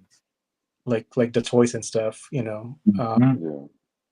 and we value those, you know, limited editions or the con exclusives and the extra. Like I think like for me, if I find something that I can buy for and I'm not saying like it's not good to make like profit on anything, you know, like um I'm just like saying for me at least personally, I find the relationship that I can build, for example, like with you guys, more infinitely valuable versus if I make an extra $10. Right. No, exactly. Yeah. Like, you know what I mean? Like the $10 I can probably make that like in other ways.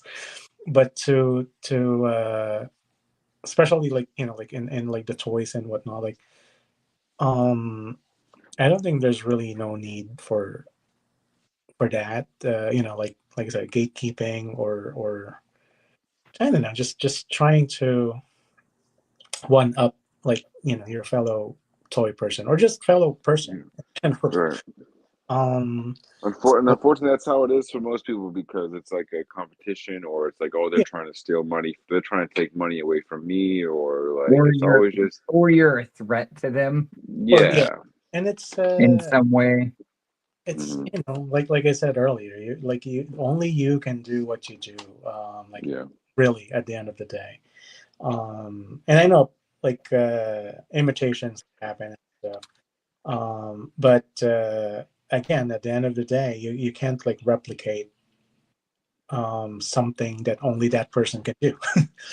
Maybe you can replicate some aspects of it, but like it's still not that grandma's cooking that I was talking about. So that's why I never like really tripped about like sharing like what I know. Like if someone asks me something, like I just tell them. Because I find that when you actually try to like do that, like you just give everything away, like your knowledge, and then with these toys, like you know, like I never try to like make money off of like the toys. So I actually create more money, which Hmm. is interesting. Yeah. Because people like to hook me up. Like people like to help me out. And maybe not directly, like the return, like for doing that is not immediate, or even, you know, like, but even if there's no return, you know, like it just feels good. Yeah. Personally, you get to sleep in Absolutely. and then just trusting that, you know, like the universe pays things forward, and what you put in is what you'll get out at some point. And they do. But oh, it does. It definitely does. Yeah, so like I never like really tripped about it. So when it comes to kind of like these kinds of situations, like I really find that I end up like yeah, like when we have like local trade nights here like in town, and I've had Hmm. people just give me toys, Well, like that's literally awesome. just give me, because they don't need it, and they're like, oh, you know, I know you're gonna make something cool with that, so and you know, here, just have it. And then I'm Yeah. like, can I, you know, can I at least give you a toy or like pay you? It's like, no, you know, just I don't know, pay it forward. So so it's funny because it works that way for me a lot of times, and it just works out. I don't know how, but it does. It's just the So universe, man. yeah, so like when you just like help like others, whether creatively or with collecting, like you know, it just works out. I don't know. Yeah, no, I get you. Um, Speaking of that Batman you were talking about earlier, here's my Ooh. Mr. Freeze. Oh wow! Is So that so a, the is go that ahead. a McFarlane book? I Yeah, can't tell. Mhm. It's McFarlane. Yeah. So the problem that I had with the McFarlane release that he did was his Mr. Freeze was like not as big and menacing and imposing as Mr. Freeze should be. Yeah. I'm also a big Batman fan as well. So I use this is using the Lex Luthor power suit body. Oh, my camera's out God. of focus. Okay, I see what you did there. Like, wait, Yeah, like, because it's so like the screen is like tiny, so I can't like really. yeah. Correct. I got I think it's Mattel backpack repainted and added on there. That is so dope. With some helmet from another Mattel figure, custom painted head, a light that does turn off in the chest with a magnet. Ooh, that's pretty clever. I like that. Like I have. Here, 1 second. So that might look good in Stop here. moving. Not you guys. Sorry. So I have Mr. Freeze section. Oh wow! Holy freeze! I have a So you little pro- bit. you pro- you pro- you probably have that Mattel figure that the freeze came with then. You have a Pro- Mattel freeze? Probably. I Yeah. have of the older stuff. Like I just got the stuff that are. I even like Mm. this guy here. Oh wow, that's cool. So I have a bunch of stuff because what I do is like I rotate the display because I can't Hmm. like really put all of them. So I just like I don't know, put a bunch out and then like every quarter or so I'll change it. Stuff long, short stuff. Most of them they just like stay like that. But yeah, Mr. Freeze and Batman or just DC in general. Like that's really my jam. So Yeah. yeah, I gotta talk to you later about those pieces, man. Yeah. So another Batman. This one's more so like I think I did this on live with Tim late night, kind of piecing things together. But this is more so like a post-apocalyptic, like Batman or like some sort of outbreak Batman or whatever you want to Hold up, use it for. Longshore. Which But this, oh, that looks so dope. so there's an Is that oxygen tank Yeah. on the buck? back that comes. I'm sorry. Is that also a McFarlane buck? Yeah. Most Mhm. of my customs nowadays are all McFarlane based customs. I got a few like I've been dabbling back into Legends again. Um, That Ghost Riders. Oh, like Punisher Ghost Rider. yeah, thank you. But yeah, this is a McFarlane buck as well. This is I think it might be like a Spawn figure and like some other parts and stuff. But the mask does come off, That's dope. and it can also come out completely because it's attached to the. So it's like a Oh piece yeah, that a custom piece that I made together. Yeah. So it does come off. He did come with a gun, but then someone in the comments or someone last time said like the gun didn't make sense because Batman doesn't use guns, and I go, yeah, but it's also like a different Batman. Like this is like a post-apocalyptic world. Like who knows what he could be shooting people. Not really sure. It's not really shooting people. He could be shooting, whatever the apocalypse kind of scenario you create is. But yeah. And uh, other he uses them. So I'm sorry. oh, in other Earths he uses them. Oh yeah, absolutely. But yeah, that's this Batman too. So pretty cool, pretty neat. This one was actually made using like these arms. I wasn't using these. They're kind of like quote unquote scrap parts. I wasn't using the arms for anything else. I have a million of these heads because of I used Dark Detective McFarlane body for a lot of customs in Yeah, the past. Like that's what it was. I was like, I kind of like, I can yeah, recognize the yeah, face. that's the Dark Detective head, and I use the other parts of the Dark Detective, like the torso, for example, for this guy. That blade. Hmm. Nice.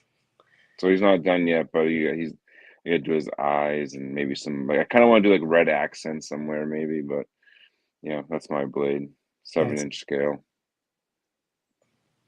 that is so cool. Did you Thank you. print that What? yet? 3D printed head, yep. Yeah. This one's gonna be. You could probably guess who this is gonna be. Is that gonna be Red Hood? Nope, boy, it's Red Hood's jacket and arms, but. Oh, okay. I didn't see the X there.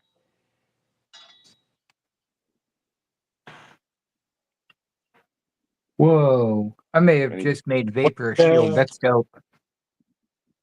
It's gonna be Gambit.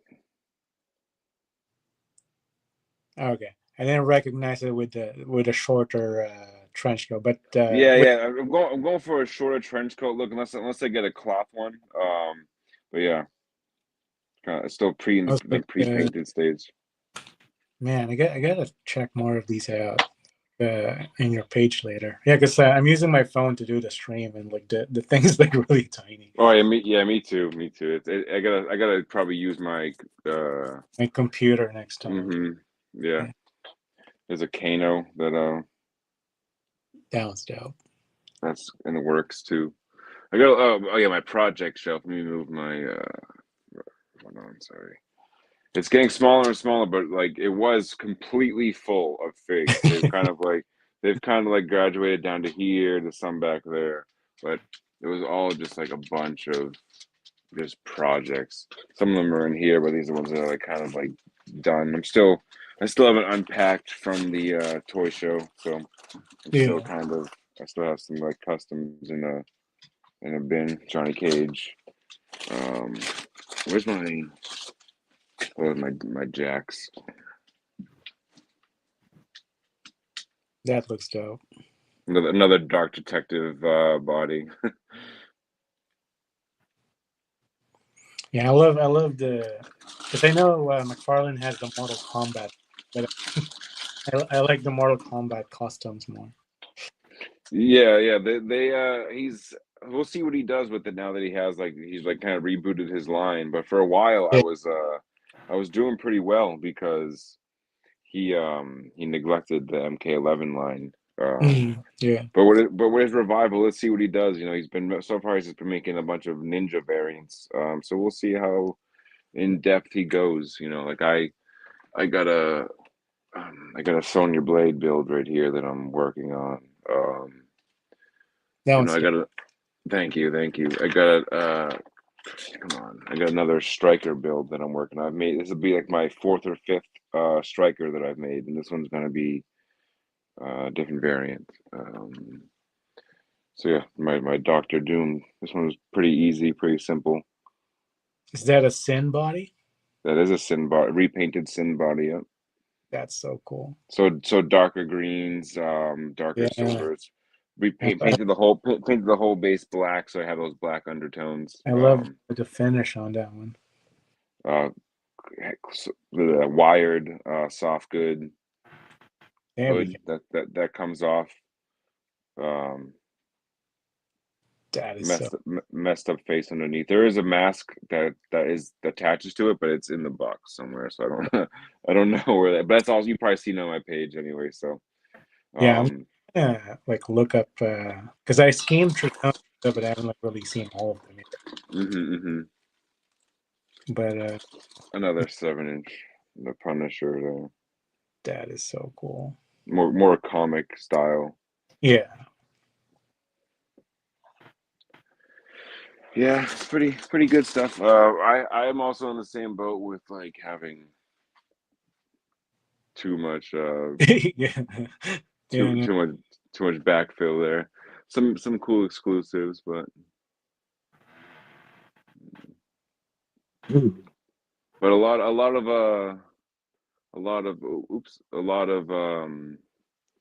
like collecting too much. Too like whether it's Star Wars, whether it's McFarlane, Marvel, DC, too much. Yeah, because before I'm like, oh, you know what? I'm gonna turn this into this and turn this into that, and then like 3, 4, 5 years later, they're still sitting.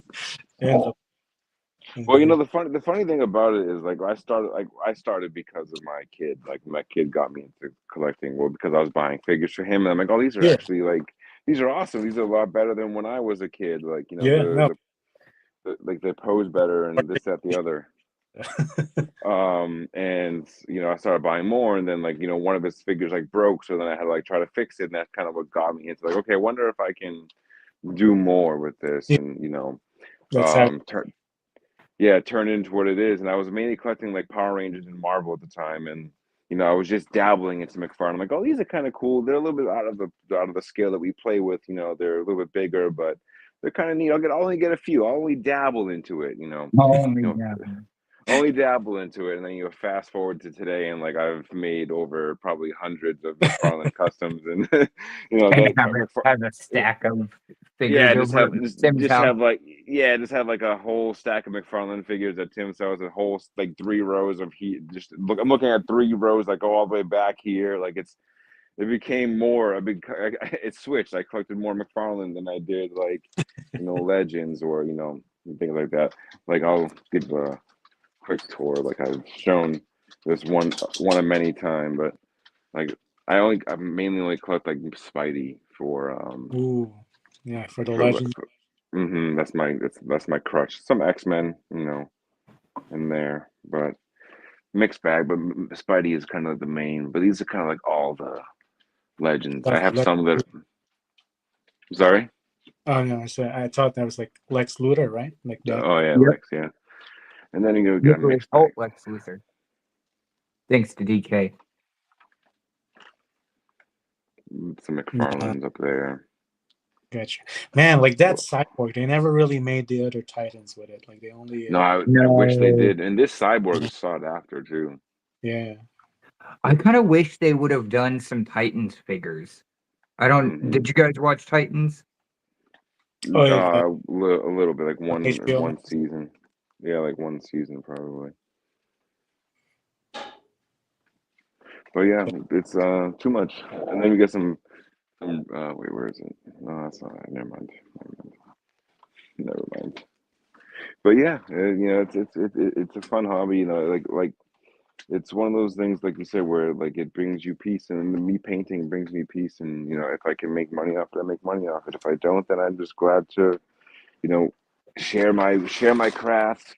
Share some wisdom with someone else who might not, be that versed in it.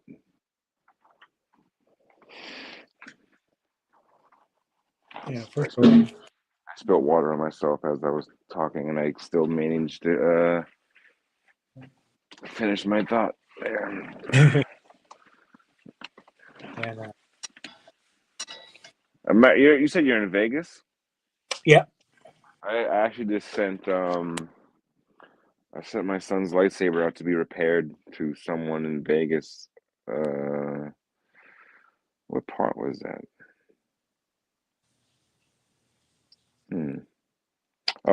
Reno. Oh, that's yeah. Near Nevada also, but that's I think 5 hours something drive from here. Yeah. Well, northern Nevada. Where are you based at? Oh, I'm just 15, 20 minutes outside of Boston, Massachusetts. Gotcha. So yeah, the complete other side. Yeah, easy. But that's what's interesting with this is you find that, I don't know, kindred spirits in all parts of the world. Yeah. Mm-hmm. Even though me and Tim we never really met physically yet, but I know at some point it's gonna happen. Oh yeah, 100%. We've known each other because I was gonna mention something earlier, but I love hearing your story. But you were talking about when you and I started talking and the transition you were at in your life. That was at least a year and a half ago or so. I would say more than. More than? Yeah, probably 2 or something. Yeah, it's been a while. Yeah, I guess it has been. Wow. It really, yeah. Huh. It's been a while. Because when I vaguely remember sort of connecting with you, I was just starting out, doing the shows and stuff. Yeah, that was like when you first started doing the I.MOMA shows. Yeah, so that was like 3 I.MOMAs ago already. So yeah, it's been like three or three something years. Wow. Wow. And is it, it's like I said, like it's interesting. It's like they're surrounded with like a million other people in the same city, but then like yet you connect better with someone on like the other side of like the country or the world. Like Well, it just shows how connected we kind of really are as a people. Like you mentioned kindred spirits, like, and I'm a firm believer in like people of the same energy, the same vibrational energy. They all kind of flock to one another, and they find each other in one way, you know whether it's us meeting for the first time yeah, now, or whether it's us meeting, reconnecting from a past life, from a past iteration of us meeting, or whatever the case may be. But I yeah, do think that people are tied to one another for a reason, whether it's to help progress you, whether it's to bring you down, whether it's or all aspects of it. But they are tied to you for a reason, and it's nice. Like I've like kind of the same, similar story you mentioned, like meeting a guy that meeting a person through video games, and never meeting them, but talking to them for like decades. And I'm very similar. Like I have a group of maybe four or five or six people that I've met on the game that I've known for 12 to 15 years, and I've never met them in my entire life. I've met a few of them, but like we've just talked every day off and on, for that period of time. And you just kind of I feel like you just know, and yeah, it's yeah. So what I'm hearing is that you're cheating on us, DK. technically I'm cheating. Technically, I'm cheating on them. I was on. I No, was. I was on. no, I was no. on YouTube with them back in 2008. So if you check my channel, actually, I do have my old videos from when I was like 14 on YouTube making videos. So You know what technically, I have to say to that, DK? yeah. Where are they now on your YouTube? I've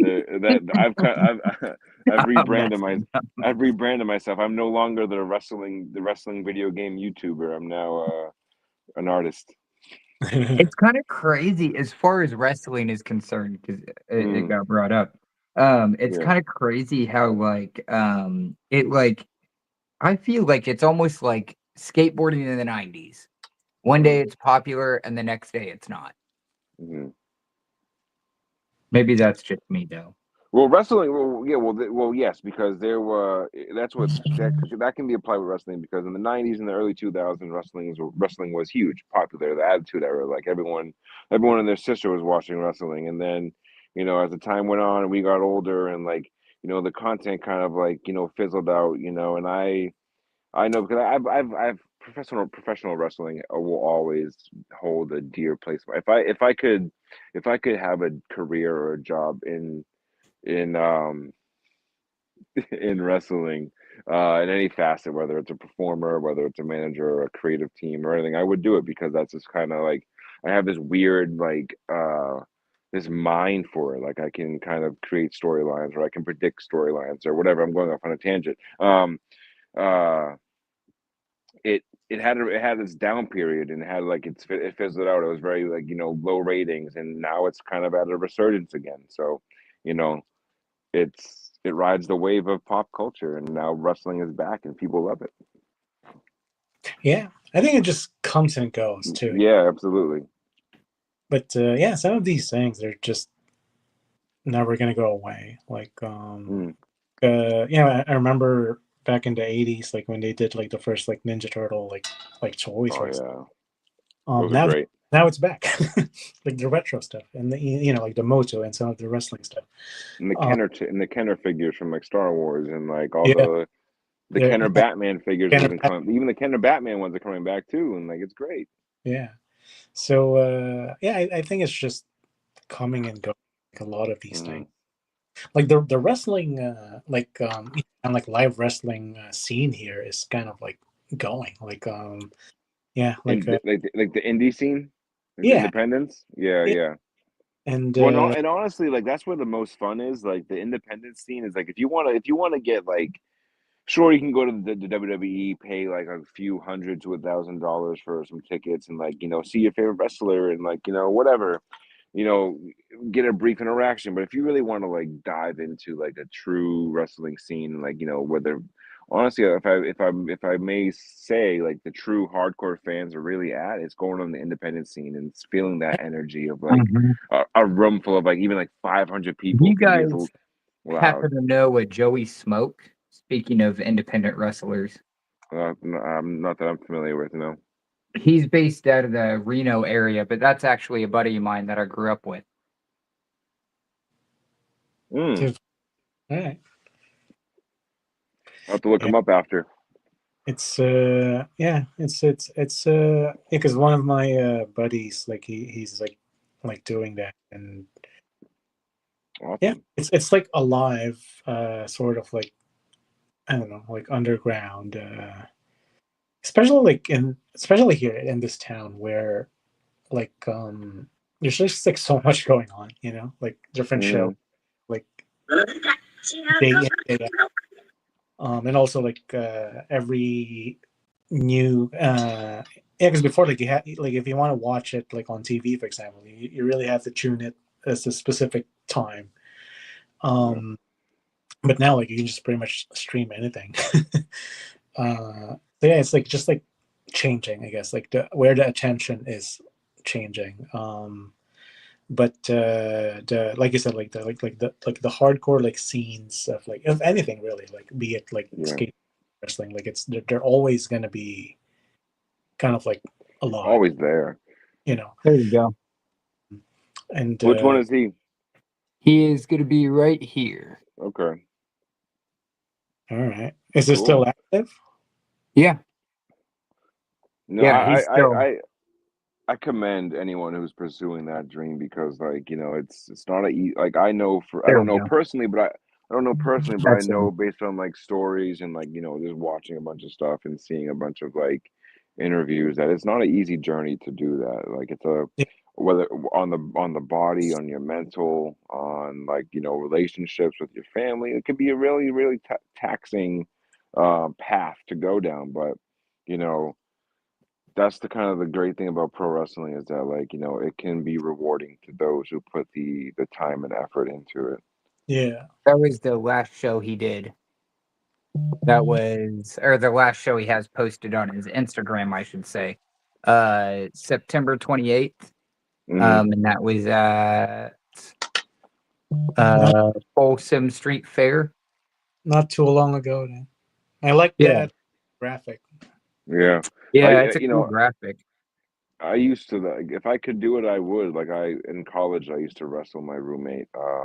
We used to have wrestling matches all the time, like just like impromptu, like either whether it's in our apartment building or whether it was like in class or always like we would just impromptu, like this full on like match. Like it could be a 15-minute match, or I mean a 5-minute match, or like a full on like used to have like one time it was at his house, so we had like a 15-minute, 20-minute like match to nobody, just me and him, just like not a bunch of false counts, and just I woke up the next day with like my back was in 3 pieces because it was like all on like the hardwood floor, but worth every second of it. But if I could do it, I would. Like I actually had plans before I had my car accident.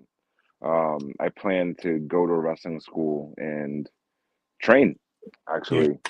That was going to go down to Florida for like a few months, train there, and it was a wrestling school that had kind of like, it was run by ex WWE guys and had a kind of a pathway to the Fed. But yeah, ultimately didn't do it. Got into a car accident. Got a titanium rod in my leg, and here I am now. Maybe in a different way or a different form, like yeah, because that's what happened like to me, like with kind of like my surgeries. Like I couldn't like really do my work anymore. Like so that's why I'm like shifting to something that's like less physical, but kind of like still in that line of like working with art, working with kids. It was painful, because and then me and Tim talked about this, like, but yeah, like I've had that kind of like career for the past 10 years, and then all of a sudden you can't do it. So I get that, where you had that like dream, but yeah, I'm sure there's like other ways to. It's not going to be the same, but there's always going to be like other ways to at least maybe explore, like still being in that world, if you will, in a different capacity. So I hope you're able to like find that. Yeah, absolutely.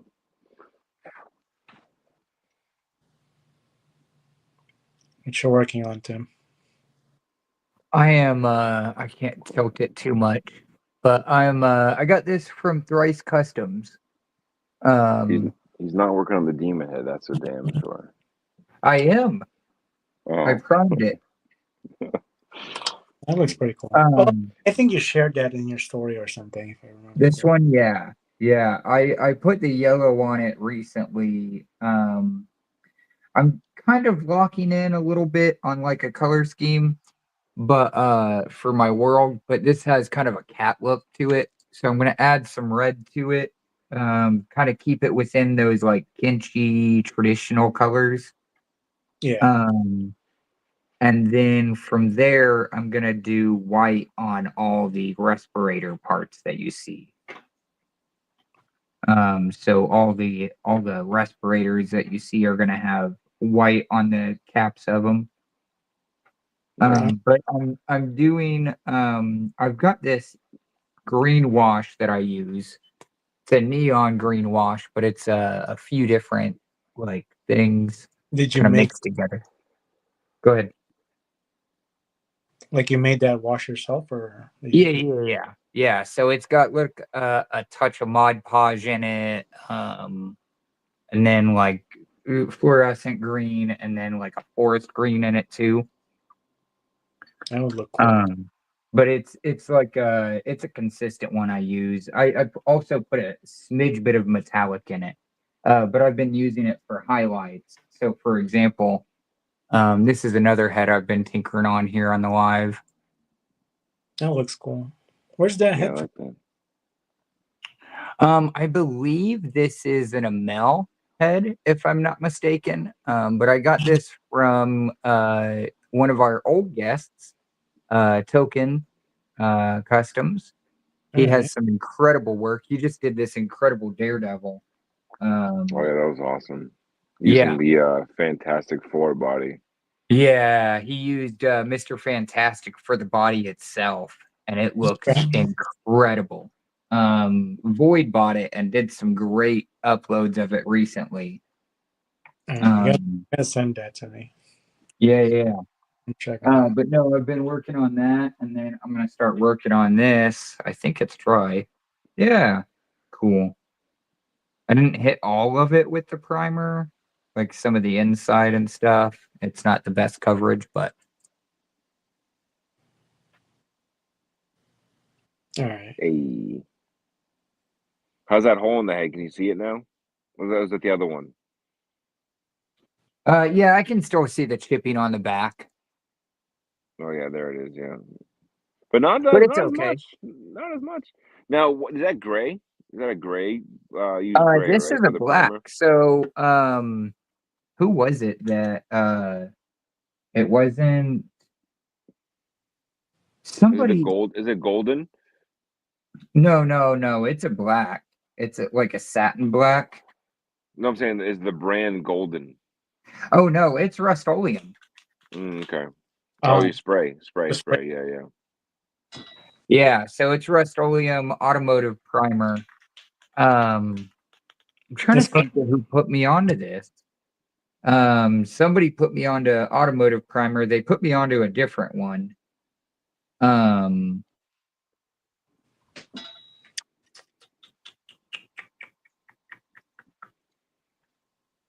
And I'm kind of ashamed that I forgot their name, but as soon as I see it, I'll let you know.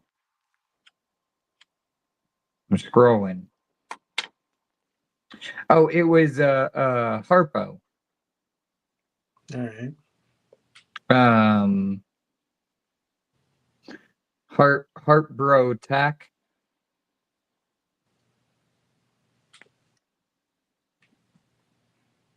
He recommended a higher quality one, but I wanted to test this one just as far as because it's like I want to say $5 cheaper. So I'm like, if I can save $5, yeah. Yeah. But Yeah, while I'm here, I am gonna go ahead and do this up. Where's my paint tray? There it is. And I'll show you kind of how I've been doing the paints, actually. Where did all my small paints go to? That's how I no. am. Like I never find all of my stuff. Well, I just So, cleaned too. I was spread out all over the. Oh, here they are. I was spread out all over the coffee table and whatnot. No, Kuya, do you dabble? Do you do like customs and do you do custom figures in like 6 or 7 inch scale, or you just kind of dabble in like the Toy Story ones right now? I don't think you stick to a. I do a little bit of like everything. Everything, yeah.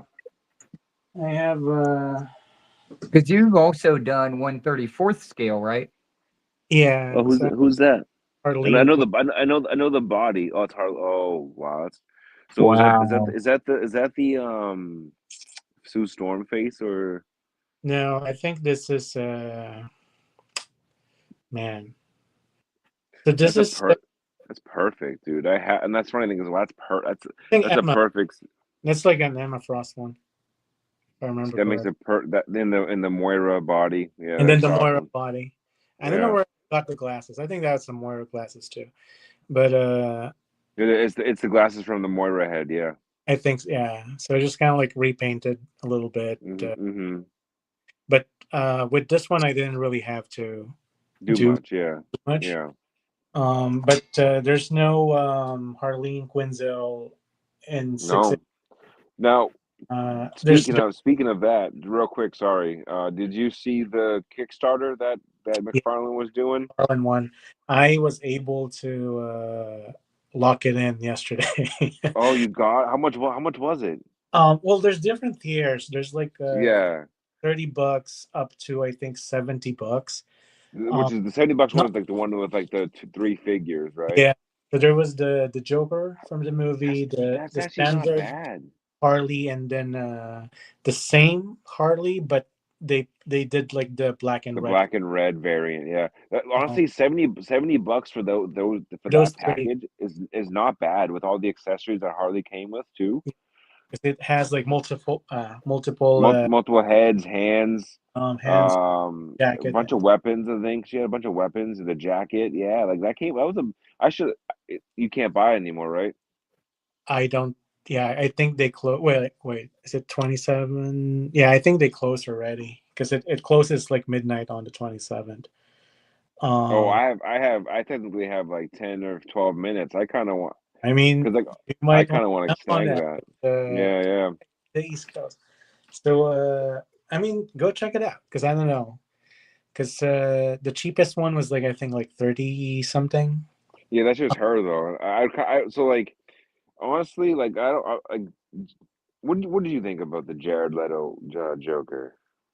I have like the SH Figure Arts one, and I haven't even like messed with it. Well, I meant to say like in general, like or with the McFarlane one. Overall, are you talking about like the Joker? Yeah, overall, like what do you feel about that Joker as a whole? I don't know. I think Jared Leto is kind of. I wish like the Snyderverse version was fleshed out. Yeah. That is I think honestly, if it was a different actor, it may have had a fighting chance. Well, to touch on what he just said, the post credit scene with like the long haired Joker, Jared Leto Joker, I want to see that. I want to see that version.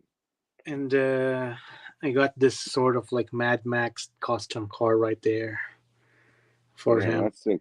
So like Jared Leto, he has been in hit or miss movies. Like I liked him in the movie called Mr. Nobody. He was pretty good.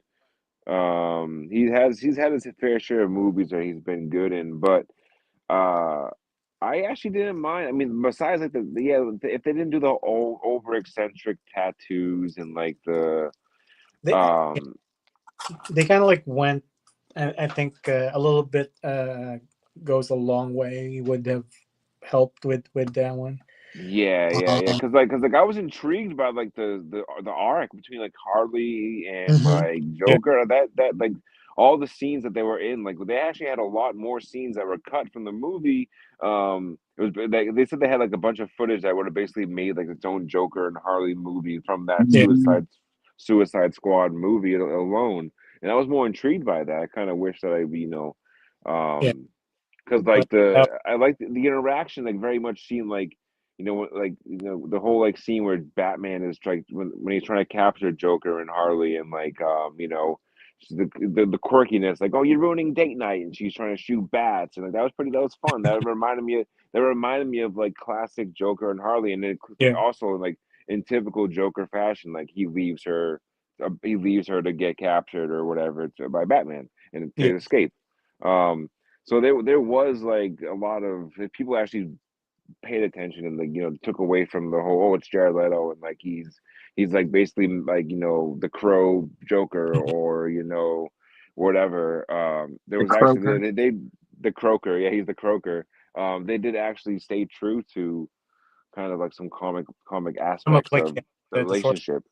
Yeah, Yeah.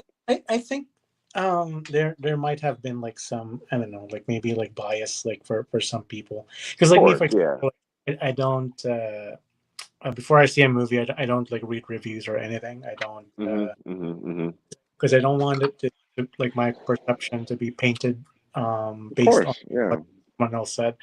Um, and what I find, and I can like sort of like relate this to Star Wars. Like a lot of like people like it's Mm, last three Star Wars like so much like crap, and a lot of like what's going out in like like just Marvel in general or DC in general. yeah. Kind of like circling back to what I said earlier, where people like judge, oh, like this movie sucks or this like sucks. hmm It's all relative. It's all subjective, and everybody's entitled to their like own opinion. Of course, But yeah. a lot of people never really created like anything to that degree, to that level, where To criticize it to really, the extent that they were really. doing it, yeah. So as I think as a creator myself in a smaller like scale of things, I still can sort of like see like how much is being put in hmm to actually flesh out a character and an idea, and hmm to at least have that sort of like um wiggle room, if you will, of like Yeah. with your judgment. I actually find it where I'm just in a place of gratitude that I actually get to enjoy different iterations of it. So I'm just happy. Oh, they made three more Star Wars. Like Yeah. it may not be kind of like what the first six was, but I remember my friend of mine, a buddy of mine, he died during COVID a couple I'm of years ago. sorry about that. Yeah, and he was like the biggest Star Wars nerd I know, hmm and he was not able to see kind of like how Mandalorian sort of like played out. Um, Oh, Redeemed. and if I knew anybody who would have like loved it to see, like it would have been him. it would have been him. Yeah. And it's kind of like what I mean, like with a lot of these sort of like different characters and creations, like where it's a different perspective. Like for me, like and the last movie that both of us watched together was Batman versus Superman. hmm And then you see a lot of like crap with like the new Superman, or like like have Yeah. Snyderverse versus like the James Gunn universe. And uh, hmm what I mean, where like this person that was dear to me, he doesn't really get to watch any of these anymore. um Right. so to waste, I feel like a lot of like energy to be biased about something and to judge like something just for the sake of being, I don't know, being judgy or being a hater. I think you miss out on a lot of things that if you really pay attention to, you actually will enjoy it. Hmm. If you try not to kind of like go with groupthink, like if you will, and like form your own opinions about something. Right.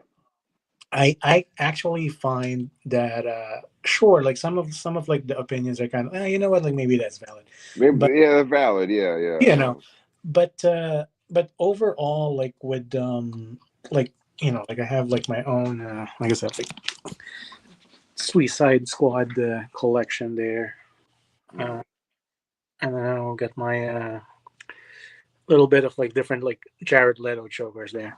And I also I'll have have to pull up my like custom later. Jokers in general. And I have like a bunch of different like custom Jokers. Got a guy like holding a severed Batman head and a Oh prisoner wow. stuff. Do either one of you use a wet palette? Sorry to interrupt, but do either one of you use a wet palette? No, I've always thought about it. A what? Sorry. A wet palette? It depends, I guess. Depends on what the thing calls for. I just haven't gotten one yet, and I'm thinking about investing in one. How much? I've heard nothing but good things about it. So yeah. Anyways, continue. Sorry. Oh no. But yeah, I'm just happy. I kind of like I said, like with my friend who passed, that doesn't get to enjoy Star Wars anymore. That whatever comes out, like I just give it a chance, like a fair chance, and I actually yeah, find open eyes, open yeah, mind to it. and I actually find myself like with that perspective, like Like, oh, that will wasn't so bad, or yeah, yeah. was like because it doesn't have to be just this universe and that universe, and that's the beauty of it. Like you can enjoy all the Jokers and all the Star Wars and like all the like different like universes. Just be happy that they're making another Joker, and Joker's not Yep. like like fizzling out or whatever, Yeah, or and that's my, I guess that's my point. Like it's a long about way of answering. It's like uh like I don't know if you've seen the Gotham, like when they did man, what was his name? It wasn't Joker, but it was like their version of Joker, because I'm not sure if they got the rights. when Cameron Monaghan played him. Yeah. I didn't watch it, but I've seen like little snippets of like, and I'm a big fan of Cameron, like, and I feel like he, no matter what, he's gonna put as an actor, Yeah, he's gonna put his all into it, he was really good in Jedi Survivor Yeah. and a lot of like other things that he's been in, but that was like a pleasant like surprise, like each, and this is what I mean, like each actor can give their own sort of like spin on things. They can give their own and it can it doesn't have to be this one's better than this one. It's like, dude, like I get to actually enjoy all of these. Right. Maybe some more than others, but like I said, like I'm in that point of my life where I'm trying to be just like as grateful full as possible with like, oh, like they actually made this, like let me mess with that, and I'm let me, happy that I have it. Yeah. yep, because it's just perspective, like Of course. yeah, like when my friend passed, and that's kind of like also one of the reasons why I wanted to, because when he was still with us, he was gonna start this whole thing like with me, but now he can't. So it's kind of like on me to sort of carry like the stuff, kind of like For him, yeah, in try honor of him. yeah, try to live like for him, like while I still get so now I don't try to be as critical with like any kind of like body of like work. Like if you don't like it, like you don't have to watch it again, or you don't have to, but you don't also have to spend so much of your life force to crap on someone else's creation. um just watch, It's just not worth that energy. yeah, just watch something else. Yeah. But as far as like the Suicide Squad Joker, specifically is concerned.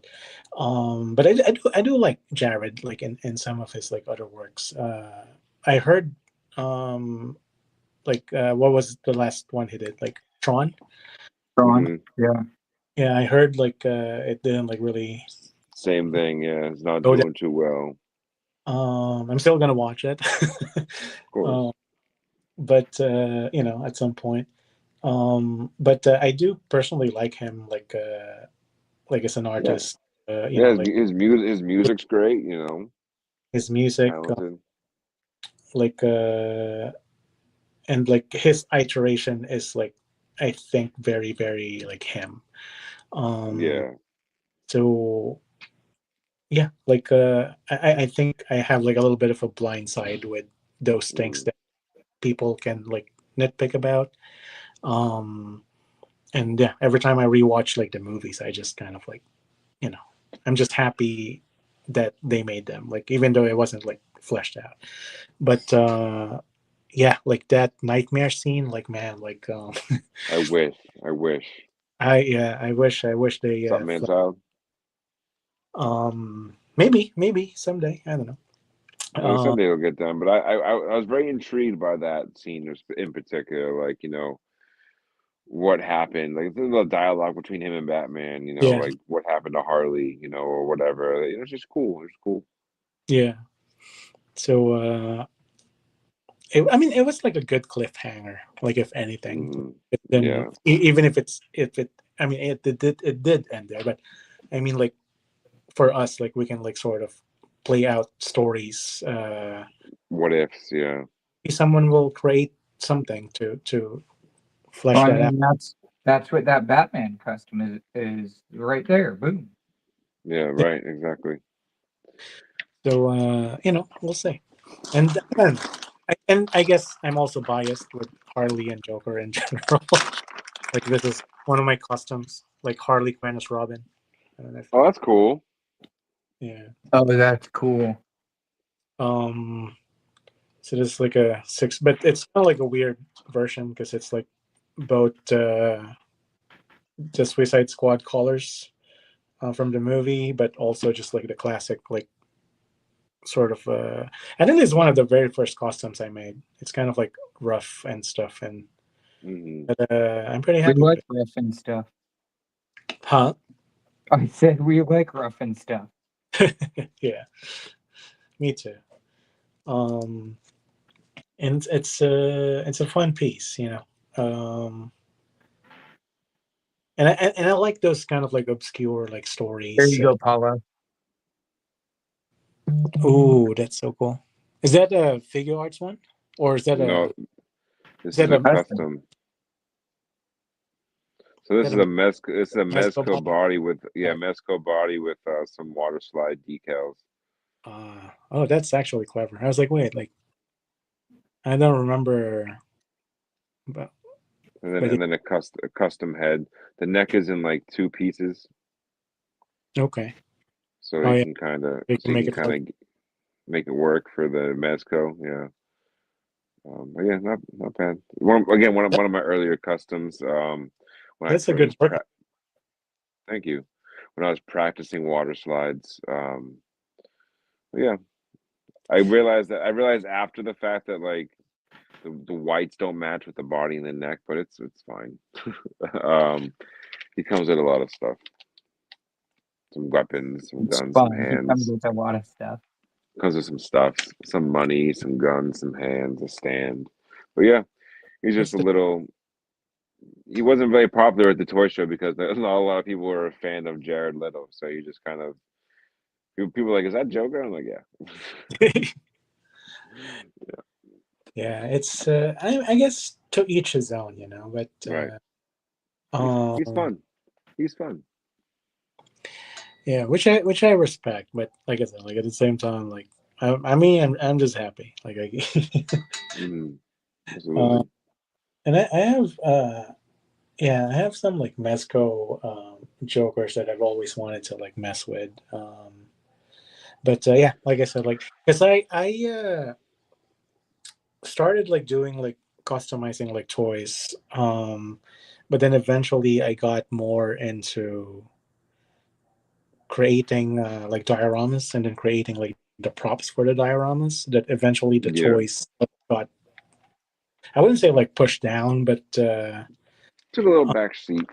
Yeah, because I still do it, but I think what I enjoy the most is creating like scenes. So kind of like with like this thing, like for example, like creating something like an individual piece is like cool, but then if I create multiple pieces and then put that piece into something and then a figure, I think that's what I really enjoy is building like worlds and like stories around. That's definitely why you gravitated towards Tim, because that's Yeah, Tim's been building a world for 3 years now or more. and that's what I tell him. Like whenever I see his like pieces, like it's always because usually like for example, like you see dioramas, like everyone's like making like the same brick wall, or like everyone's like making like the same, like, similar stuff. Yeah. But whenever I see his stuff, like I can like tell, okay, that's very Tim. It's always not intuitive. The like term "timming up" it doesn't exist for a reason. and I like it because it inspires you to kind of like use that as a shooting off point to create like kind of like stories and costumes and whatnot. You know, that's why I like stuff like this, like just like your, because like yeah, it's it's like different. And I'm not doing it just to be kind of like different too. Like it's really just kind of I like am. put the boundaries, I guess. um, like of what's possible, and also I really like exploring like different. I mean, like I have this piece, for example. It's not really a custom. Um, I don't know if you guys have read the art where Alfred was actually the Joker. That's Yeah, awesome. I've heard that one. So yeah, That's such an easy bash, but that's so cool. so yeah, so like this one's like just a kit bash, but like if I didn't So fun. have it, I would have like Yeah. because I really like that story. So basically, when the parents got killed, right? In order for him to give Bruce like a purpose, he contracted a lot of his actor friends to be the villains. So everybody, like the Riddler, when like every villain in the art, were normal people. So that's kind of like the synopsis. I'm not gonna tell any. So that also proves that like a lot of people knew that Bruce Wayne was Batman. Yeah, that's crazy. So in case you want to read that, where Alfred I was, definitely want to read. That's where cool. he's actually the Joker, and not a lot of people like know that. Like when they see this, they're like, "Wait, like is that Alfred?" Like, yeah. So and then I tell them about the comic. So that's like the gist of it. But I'm not gonna, tell it. Yeah. But that's like this. I was so tempted to ask you like, how does it end, right? But no, I won't do that. Yeah, I'm not gonna tell it. it's cool. it's also like a short read. So like if you just like you can probably find it online too. Just like type like Alfred as Joker. You'll probably like find the story real quick. The whole thing, yeah. Because I have it, but I forgot like which particular book it's from. But I have it in one of the graphics. So yeah, so when I read that, I was like, "Holy crap! Like that is like so cool." Because over the years of different iterations of the character, at some point you're kind of like, okay, like how do you have another new spin on this? That's why like whenever there's a new one, or at least attempts at a new one, like I'm just kind of let's see, because yeah, you get to enjoy all of it. You don't have to choose just absolutely. But that's probably one of my favorite like arcs. Stories. If the head and the body didn't exist, I would have like made this one just because I like that idea all along it was just Alfred, like Right. trying to keep Bruce sane by like having this elaborate sort of like fantasy for him, because Love he that. loved it so much that he went to that lengths to become the villain, and he is one of my favorite Jokers, like Alfred as the Joker. It was canon. And you know, it's not like a commonly known like story, but like, you know, in one verse it actually happened. Awesome. Yeah. So yeah, I like making like a little bit of kind of like everything custom wise, like Mm-hmm. and I've made like smaller stuff too, but I don't know if I have any. That head's looking awesome, Tim, by the way. What's up? So that head looks awesome. Oh yeah, thank you. I just did so I did that primer, and then I've just done a whitewash or white dry brush over it. Yep, like the details are there. Now you're gonna do the face red, you said, right? Yeah, I'm doing the face red, but I'm going back in like I did with the last one, and I'm gonna do some more dry Yellow. brushes. No. Ooh.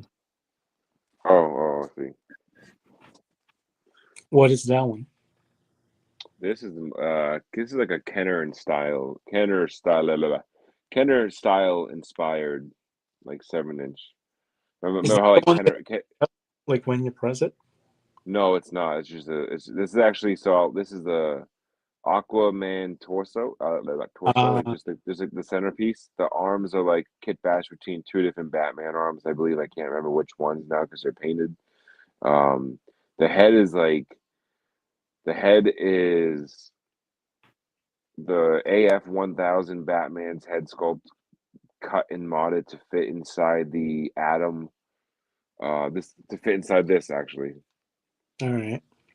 To fit inside this head. Okay, I see what you did. So I cut the head, I cut this glass off, cut the face out, cut the Batman head, shaped the size, jammed it in there, and then like glued some ears on and stuff, and came up with this, and then attached the hazmat Batman canister to the sides and the mask, and then the legs are also Aquaman with a. Okay, now I see the scales after you put it closer. Oh yeah. So the idea behind this was like, remember those Kenner Batman figures? Yeah. They said like they had like the Arctic suit, and then they had like the black and gold suit, and like a bunch of different variations. You gonna pull it up? Yeah. Go ahead. Yeah, I have like a little bit of those. Yeah. Yeah, so they had like that, and they had like the black and gold and the silver and black one and all that. I have and they're fun. Exactly. So that was my inspiration for this, and like I was like, you know what? Maybe it's like a mix of both, and it's also like a Batman that's traveling underwater. Oh, we lost Kuya. Oh, he'll come back. Yeah. I bet his phone died. Yeah, mine was close to dying, and then we started talking about Jared Leto. I'm like, I got to go inside, and I gotta charge this because I'm gonna get. I got words. I got words to say. Yeah. Oh man, this is gonna be dope. Yeah, this is better than the last one. This isn't even the final one. This is me still experimenting with this one. Yeah, you could also like if you can hide that crack in the back of the head, you can also just like use that for your demon and then keep the other one for a future project or something.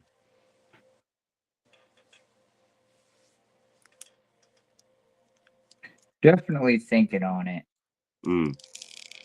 I think this is gonna be the one I practice on though, in all honesty. Yeah. Just to make sure I get the colors right, the techniques right and stuff, because I am doing some new stuff I haven't done before. Like what? Like what I'm doing actually right now. I'm doing blue dry brush on the hair. Also, Tim, look real quick.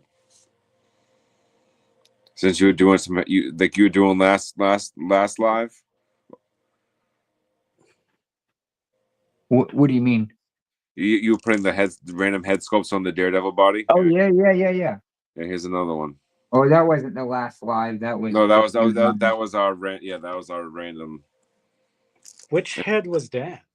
This was Ghost Rider 2099 Cosmic. Oh, Something mental. I think that's old. That is pretty cool. I've never seen that one. Yeah, on the Daredevil King Daredevil body. Just experimenting with some things. But yeah, like how we do here. Before you that was like the idea was like what if it's like a Batman visiting Atlantis or like doing some underwater mission or something. So like a little harpoon gun that he comes with right here. He comes with a McFarlane flight stand, so you can put him in some like poses like that if he's underwater. Yeah. Little bat symbol on the belt. He also comes with this like kryptonite sword. Oh yeah. I don't know why. Maybe he finds it under the water. Maybe, who knows? Maybe. But yeah, I figured it looked good with him, so I figured to give it, to a little kryptonite sword. And yeah, Aquaman, so he can team up with him.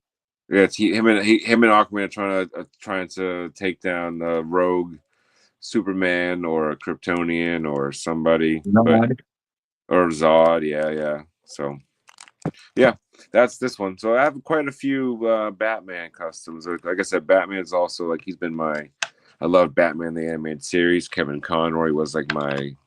Yeah. Kevin Conroy put me to bed every night, basically with his voice.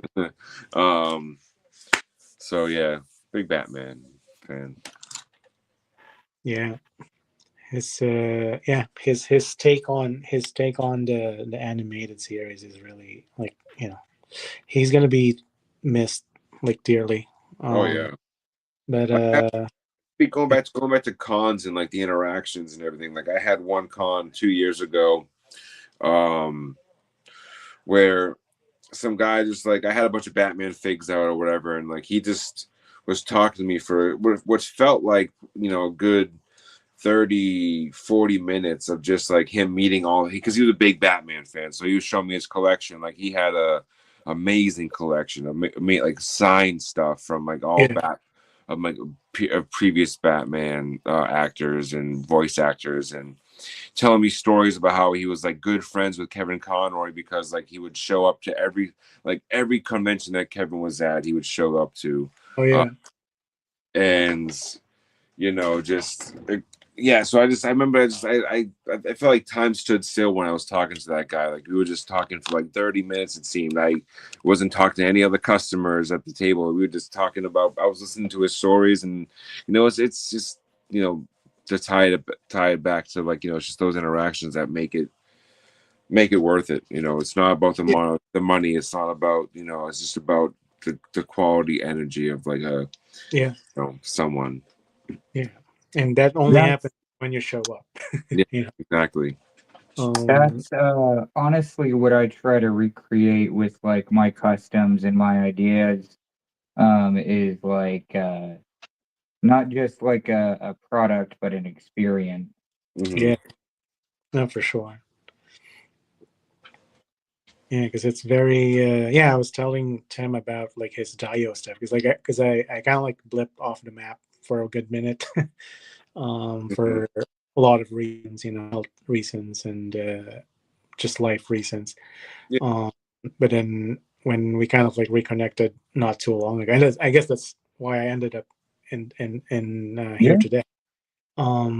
He was like showing me some of his like Dio pieces, and I was telling him like he really like leveled up like the creativity aspect of how he's putting like things together. And oh yeah, it's like seeing inside his head like with what kind of like universe like can be built. And I'm excited to like see what he comes up with, and what you come up with, because that's kind of like where I think like where I'm at now with like the customizing in general, like whether dio or miniatures and stuff, is to kind of like create more shooting off point like stories, if you will. Yeah.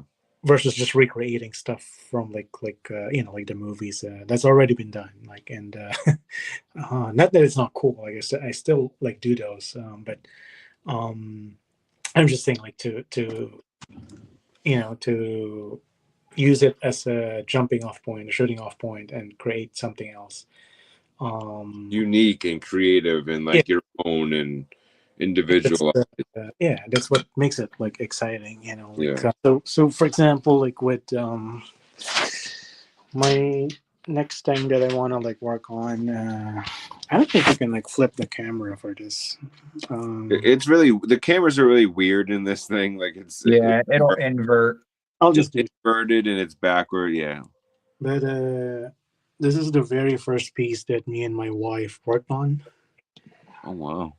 I So remember that piece. yeah, Is that meat hanging from a thing? Yeah. yeah, That's so it's cool.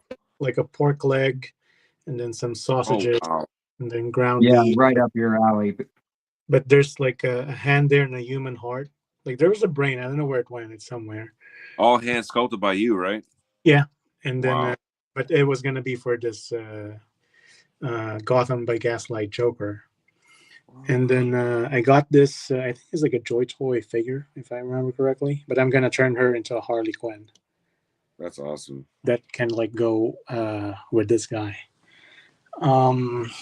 So oh, I just stepped on one of my dioramas. Not good. And so for right now, this is what we've been working on. It's like another sort of like meat market style. I don't know, setup. Mm-hmm. And then I'm gonna do my Professor Pig in it, Oh, nice. chopping up like meat and stuff. But I'm still gonna make wholesome ones for like the normal people who just like grocery store. I think I Yeah, showed yeah. him like the prototype for that, like where the grocery meat packaging. Listen, man, horror sells more than you think, man. But I am a big fan of like fantasy and horror, so like I can just like create realistic like food stuff. Mm-hmm. And throw in a brain or a femur in there every once in And a while. yeah, but like the guts, like this. I mean, my wife made this one, but I just like I don't know. No, I dig it, man. Like, Bending. I'm into making like zombie figures too. Like I made a I haven't made one in a while. I want to make one like on a bigger scale, like kind of like how that Woody is, or like even I want to make a 7-inch zombie figure because I haven't done that yet because I want more space for detail. But I made a 6-inch. I made like a 6-inch zombie from like an Everett Ross figure from Black Panther. The one with the suit, right? Yeah, the one with the suit. Yeah. I made like a standard like businessman zombie with that. I also made from the Marvel Zombies comics. I made the Black Panther with the one leg and the one arm. Oh yeah. With the stick and everything. I made that on the 6-inch scale. And I actually gave it to an indie wrestler. I guess he's not an indie wrestler. He's more on like TV too, but a wrestler that goes by the name of Danhausen. And I gave it to him at like a wrestling at a signing because he's a collector, and it was pretty cool. But yeah, I'm big into those horror figures, man. I love the gore. Yeah, which is like. Oh, do you have Malik nearby? Horror. I do. Yeah, hang on. We stayed up at one point until like 5 in the morning or something. Look, Tim, they did the thing. Just kind of. Oh hell yeah! I did the swap with the thing. I probably got the straps are too. I might have to bring the straps down. They're too thick. But this is what Iron Fist hands right there. I'm sorry. Are those like Black iron, cat. Huh? like It's the a hand? black cat body. Wild The Wildcat. hands. Wildcat. Gotcha. Yeah, wildcat. Wildcat. Wildcat body with a custom sculpt. And then parts from the King Daredevil body, actually. That looks dope. Yeah, so I'm making a solution for beef because I gave him he bought one of these from me, these custom Daredevils, and I didn't have it was my first one, so I didn't really have a good solution for the sticks. And the solution that I had for the sticks broke on him, so this is my solution for him. Next iteration. Yeah, so I'm gonna send him one of these when I get it perfected. This is the prototype, so we'll see how the next one comes out. But you said Mullen? Yeah, hang on. So we stayed up until like 4 or 5 in the morning working on this. We stayed up a few hours. We started at like 10 or something like that. Yeah. Yeah. And we were just chit-chatting, just flowing, shooting man. shit. And he's like, "Oh, I've got these parts. I don't know what to do with them." And I was like, "Oh, well, this is what you do with them." Blah blah blah. And we came up with this whole character with a whole backstory. He's a possessed children's magician. Yeah, I like that. I like that already. So the story goes is that like it was originally Malin, the spirit was originally in a child, and it was after this kid's dad had died, and his mom was trying to like figure out a way to like cheer him up and stuff, and bought him a kid's like magic set at this shop. And the shop owner warned her and stuff and was like, "No, you can't have it, blah blah blah." She bought it anyway and takes it home, and this is the only thing the kid has responded to over this past year that his father has been gone. Well, the mother, seeing how well he responds to it, decides to book a child's entertainer. I forget. We have like a whole bunch of lore written out for it, like names and stuff. But this children's entertainer is like washed up, like he doesn't even feel like he does a good job, and he's not a good magician, like at all. And he's like, "Okay, if this job doesn't go well, I'm just gonna get a regular 9 to 5."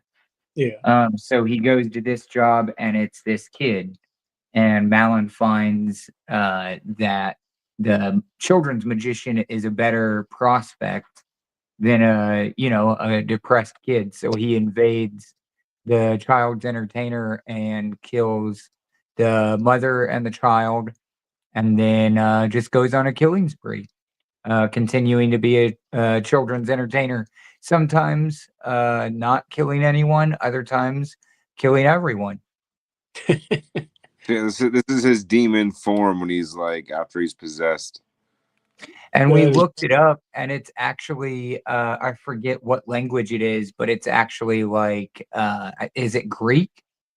Maybe. I think it's Greek or something like that, but Malin means evil, and I didn't even know that. We were just cooking. That is so dope, man. Yeah, I gotta build him a Is that the diorama. arcade body? It is. So it's actually it's also I believe it's the arcade head. No, wait. This is Legion's head. Sorry. Legion's head with a Loki hair. Hold on. Gotcha. Gotta put it back on. But Legion's head with Loki's hair. TVA, right? Yeah, TVA. Mm-hmm. He comes with a bunch of accessories like for example, like since he was a washed up terrible magician, like now that he's been possessed by Mullen, like he actually has real magic, but at the cost of like not being in control of his body, right? So I gave him some magic effects for his hand. Nice. As well. that is so cool. Like I don't have it here. I wish I had it. But like when I create like some of like the pieces, I have like entire backstories like that. But I like the magician story. Like I'm really big on clowns and magicians and clowns and magicians who are evil. Yeah, and that's kind of thing. And that was like our premise. Like we were like, oh, we know, like everyone does scary clowns. What are the one things that people don't really do? And it was like we like magicians, and Yeah. that was kind of the premise of it. Like this is him. Like he's still a pretty bad magician. Like instead of pulling a rabbit out of the hat, he's pulling a cat out of a hat. That is so cool. You Yeah, drop it that. was a lot of fun. Yeah, he like I had all the parts kind of just like came together. Like so, like I think in that same time frame we created like maybe 3 or 4 characters for this Yeah. whole thing. And like I created a custom of the detective that like is involved, and like I have hold on. Yeah, there's like other side characters and stuff that are involved. There's a detective that's been following all the Malik murders. There's the magician man that's been following him as well, that Malin eventually kills. There's who else? There was somebody else, I thought. The mom, the kid. I have a custom of the mom. I have like, yeah. That is so cool. And this is a custom that DK and his kid just play with from time to time. Yeah, we actually like. So I told like. There's like voice memos of him rambling at like 4 a.m. somewhere of like going off on the story, and I played it for my kid. He's like, "Gotta do that." And like one night we just like ended up playing with the customs and like and acted out the kind of like him and I created. So I don't know if I can like riff off on that, but Yeah. So I found this guy, right? Like I forgot where he was from, but I found him. I think it's like a NECA figure. I found him at Target. He's got like a soft scales. Yeah, that's the magician from gosh, it's from like the one with Tim. That's from you know. What's he? Show me again. Oh, he's he's Marvel Legend, isn't he? He's No, that's the Flash Gordon. Yeah, there you go. Flash Gordon. Oh yeah, Flash Gordon. Oh, okay, yeah. So Man, they do some really obscure shit sometimes. So I've been collecting a bunch of. So I found these things with like the rings and whatnot. So you can like put sort of like a body through it. Oh, that's cool. And then I'm gonna make like a box where someone's like chained inside and oh nice. Trying to like escape like the like usual magician stuff. Yeah. And I turn her into the assistant.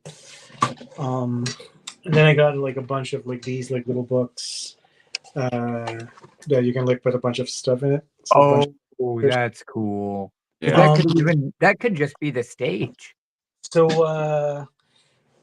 and then I even like got like these kind of like I don't know, a bunch of like actual magician props. So I got them in a box, and I don't know what I'm gonna do with it yet, but I actually wanted to create something similar to what you guys were explaining, which is like really interesting because like yeah, like it was so crazy. Like we were like the story, because the story, it's a great story, and like there would be a even better movie, and like we were like going down the road of like we should probably just like film it and all this crazy like and that's yeah, you guys shit, like I think I was telling Tim about the band Coheed and Cambria. Yes. So Claudio and his wife, I think Chandra was her name. They write like the comics, and then all of their songs of the album are actually related to the comics. So they sing songs about the universe that they actually wrote, and that's kind of like what I kind of like want to do with all of this too, is like create like those like stories, like even like in right now I'm just like doing short stories, but yeah, if you can like make stuff in comic book form, or I don't know, like songs, or like eventually even like movies and whatnot. That's kind of like what I want, like for the pieces. So it's like multi sort of like sensory experience, like if you will. But yeah, like the story you guys relay, like that's really right up my alley. And yeah, I can like even like see in my head like dioramas I can make for that. Oh, And dude, I'll send you. Like, I took some photos. I'll have to find them. I took some like some cool poses, some cool shots. Not like not photos in like a white box or anything like that I do, but like more so like hand photos. yeah, When we If were constructing it and stuff, yeah.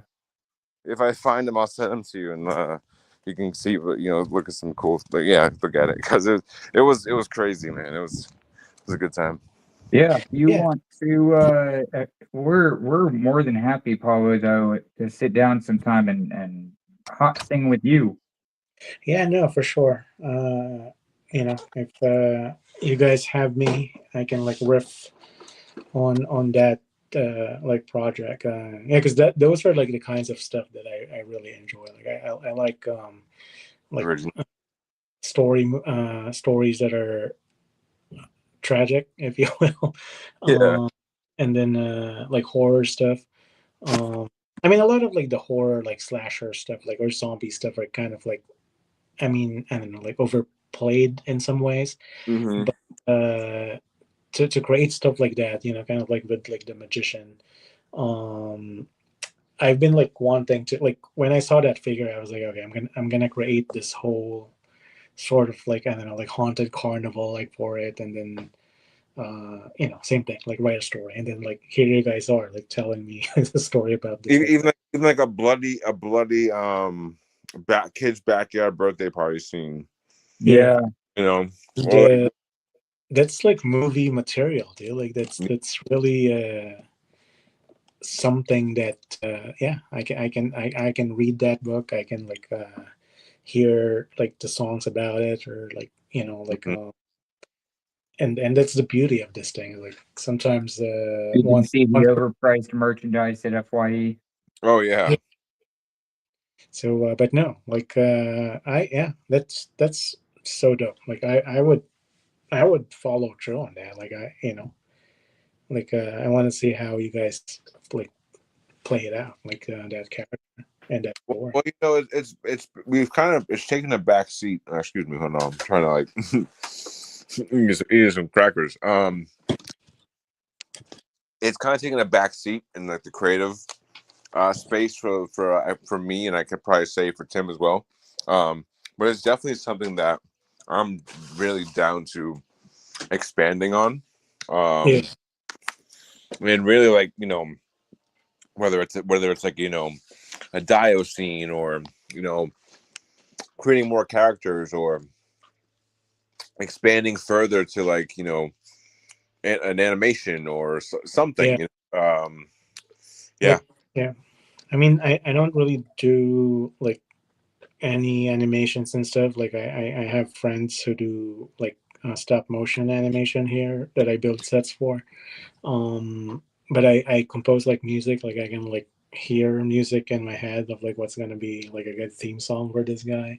Mhm. Um, but yeah, like it's the kind of like projects like I create for fun, like for myself.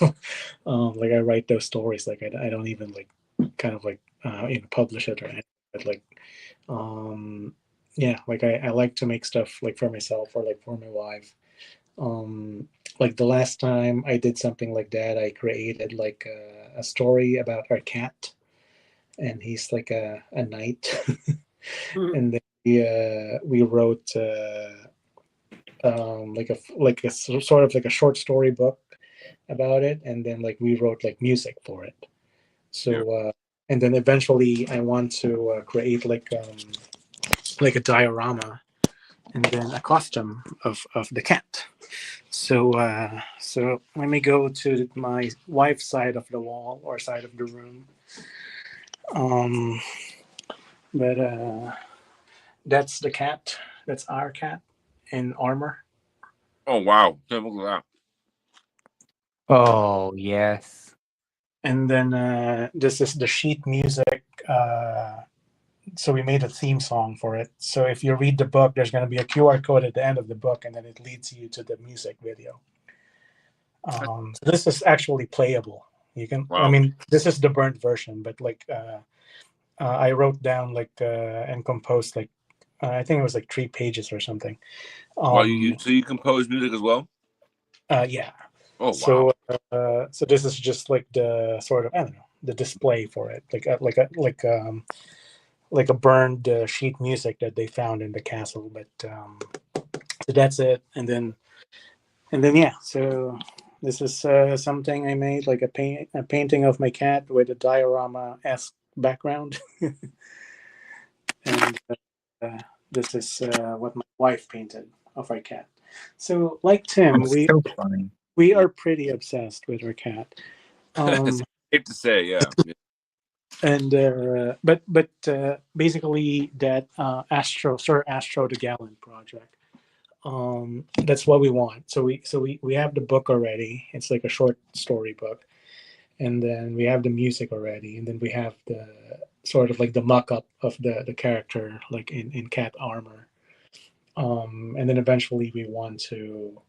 So we actually have the lore already. So it's the land of Whiskeria. It's kind of like a whimsical, because it's my wife. So like with my wife is like the total opposite. She likes all of the whimsical, colorful, like kind of like adventure type Not kind Malin.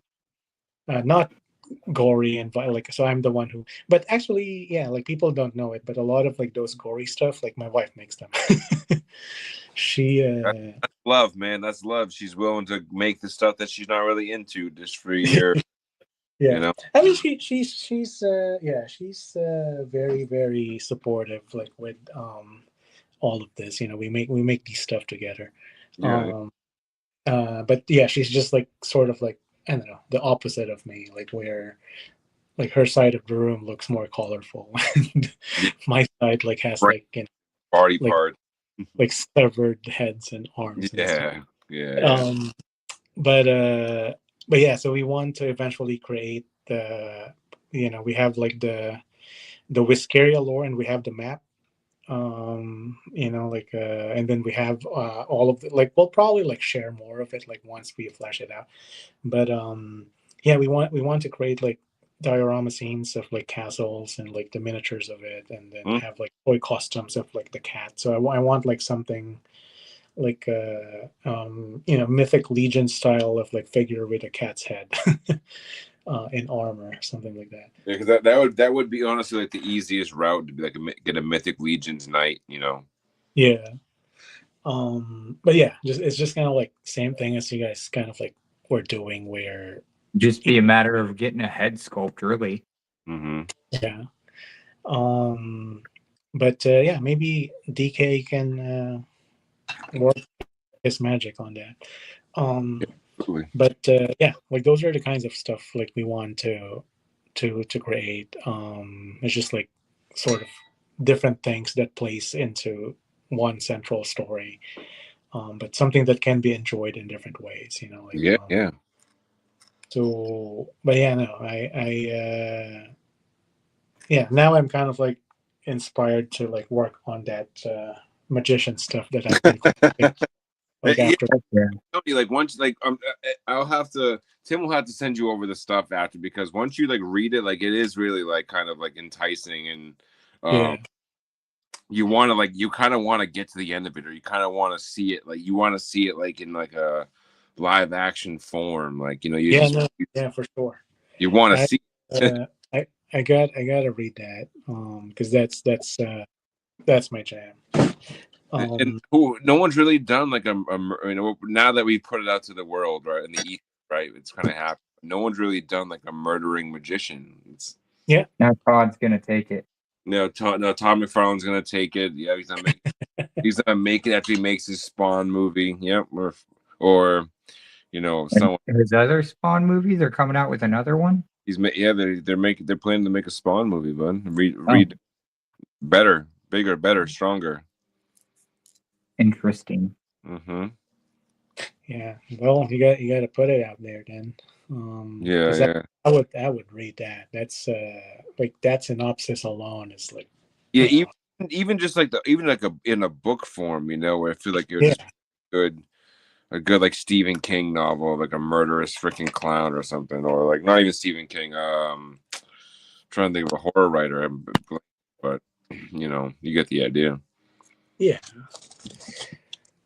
Yeah, I mean, I have a lot of projects that were tabled that had promise, and then I got overwhelmed with other projects, and then they just sitting in a box somewhere. I still have a Homelander project that I have that's been sitting for 4 years, and it's just a simple head sculpt repaint or something, and I'm just never done it.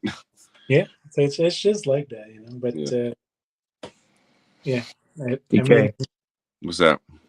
More armor made of milk cartons?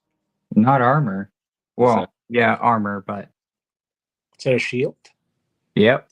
Nice. That's cool. Yeah, that's pretty clever.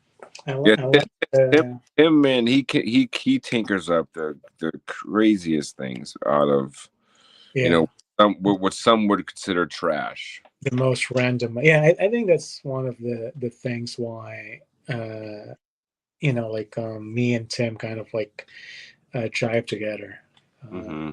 Because that's kind of I don't know, I like sort of circling back to kind of my story earlier, where you're made to feel kind of trash or useless and stuff. So I always try to express that in the art, where something can be useful or beautiful, even though most people say it's trash. So I have just bins. I told this to Tim, I have a closet just full of random stuff. That's so cool. Yeah, I tinkered this up way earlier on the stream and just didn't say anything. That's dope. Yeah, the beginning of the stream, I did the Spawn V on Brian's Spawn figure during the first half, just kind of listening to all the good conversations. That's what I love about this little podcast, however you want to put it, is it is very just open and just warm and inviting, where even us, we sit here and tinker and just chit chat and chill. Mm-hmm.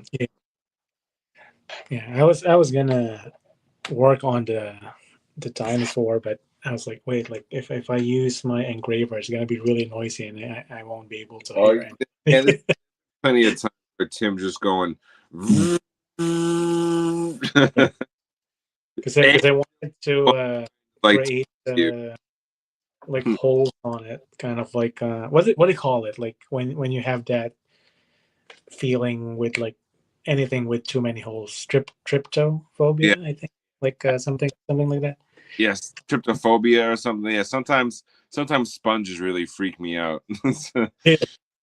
So I kind of wanted to create that for this one. I don't want to see that photo when you post it. I don't want to see that. I'm going to flag that immediately. Just okay. What up, man, child? Oh, I missed him. I would make too much noise if I that's kind of like my plan earlier. That's why when I did the story, I posted that one. It's like, you know what, like I'm gonna think on it. Then I didn't even think it through. That's That so funny. so I was just like, yeah, maybe next time I'll just do a bit of show and tell, I guess. But yeah, that's the next thing.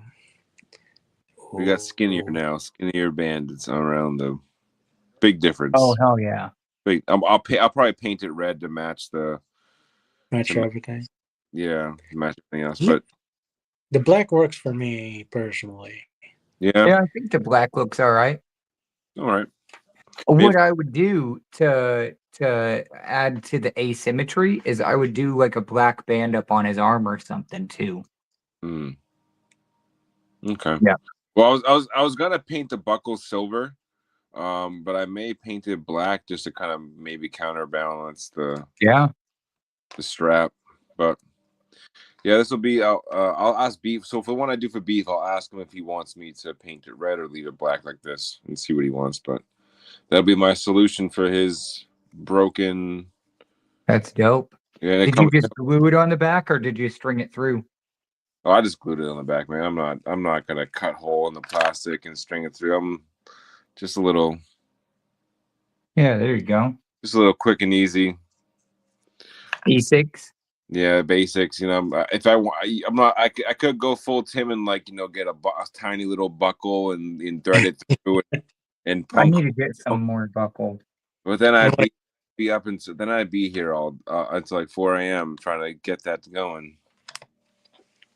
Yeah, sometimes I'm lazy with stuff. Like try to make it as quick as possible and hide what I did. Yeah. Like a lot of people like give me crap because I glue gun everything. Like I just use glue gun. Oh, same. Oh, same. Man. I've used glue gun on soft goods. Yeah. Which actually I would say it works out fairly okay.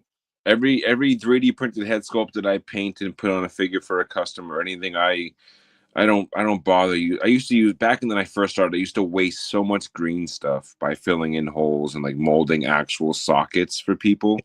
And then I just thought, you know what? I'm just gonna use putty. I'm using Gorilla Tack, and I'm just filling the hole. I'm filling the whole attack and calling it a day. Like, yeah, that's what I do with I'd rather waste like $3 or $4 in tack, like kind of like this, and just fill it in there. Yeah, as long as it works, you know. Yeah, exactly. Well, I've noticed from people like because not everyone is okay with is comfortable removing parts, especially from custom. So I want to make swapping, especially if they have like multiple heads. I want to make head swaps as seamless, but also stable as possible. So yeah. Where's that other color I was gonna throw down? Man, that's so cool. Yeah, I created like the gym like from the Netflix Daredevil series. I'm gonna. It's not finished yet, but I'm gonna try to like complete it by 1/6 or 1/12. 1/12. 1/12. Yeah, because it's 1/6. It's probably gonna take up this. Oh yeah. Like it have to be modular at that point. Yeah. Because I've made my stuff as modular as possible, but still like that's the problem with dioramas is like they take up like so much space. Oh yeah. I just kicked the one that I was working on for my wife, like when I showed you. And yeah, I have like a storage just full of like just diorama stuff. Like with customs, like they like you can like I don't know like store them like more efficiently. Yeah. But yeah, like oh yeah, I just like making them. And actually do you sell them pretty often? Huh? Do you sell them pretty often, or do you just keep them? Oh, no, that's why I just said, like, I actually don't like selling them. Like, like when I make something, I usually make it for myself. Um, like I've done commissions like for people and like businesses, and even like with that, it was like so hard to part with. So that's like something I'm still Working on. like learning to to be okay with. Um, I remember when we did our last two shows, I did something for the first time. It's like I think Tim saw this. It's like a Mythic Legion custom in a lamp. Mhm. And when we brought it as a showpiece, it was just meant to show people what I can do. So if they want one, then they can have it commissioned. Mm-hmm. Someone wanted to buy both of them right there and then. And I didn't take pictures of it yet or anything. And I was kind of like, I didn't want to sell it, but at the same time, I had to sell it because, like, you know, Opportunity. cons are expensive, and like you have to make some of your money back at least. So if I didn't sell it, then like we would be at a loss, or I think we would have like just broke even like that day. Right. But selling it put us in profit. But then I was like, ah, man, like, I'll never see that again. No, But it's so, cool though, because the person who bought it, he visits that con every year, and then he visits me, like he'll, and then he gave me his number, and like he shows me pictures. And this is a guy who's not into action figures, like he doesn't like collect or anything. But he saw it and he was like, okay, like I got to display that at my house. so what does he put on it or with it? Well, it's a built-in diorama inside a lamp, so Okay. like it lights up and everything, and then That's there's cool. a small It's patch crazy. Yeah. of like land and just like ruined castle walls behind, and then I customized a skeleton like to look like it's like really kind of like it just came out of the ground kind of thing. Sick. And then I made two versions of it. One is like with patina, and then the walls have like arrows like stuck on the walls, like a bat like ended or something. And and it's three of them. So one is like a skelly with a sword, one's an archer, and then the other one's with a spear. So it was supposed to be a three set kind of like piece. Two of them he bought, and then one of them. So there was like an exhibit, I think, a year or two ago, like a fundraiser for kids with autism here. So I displayed that there, and then I was able to sell that to raise some funds, like for the kids. Nice. So that one I was kind of like okay with, because it. I mean, not that I'm not okay with the other one, but I'm just saying like normally if it's for a cause, I'm more okay to part with it. But generally, if it's just to sell, like I have a hard time letting go of the pieces. um, so so yeah, like I generally just keep most of the stuff that I make, like a good 60% of the time. I just keep it. Yeah, like this like piece, like for the Toy Story, like you can like put like an actual electric like socket on there. Um, which is this one. Yeah, I had like a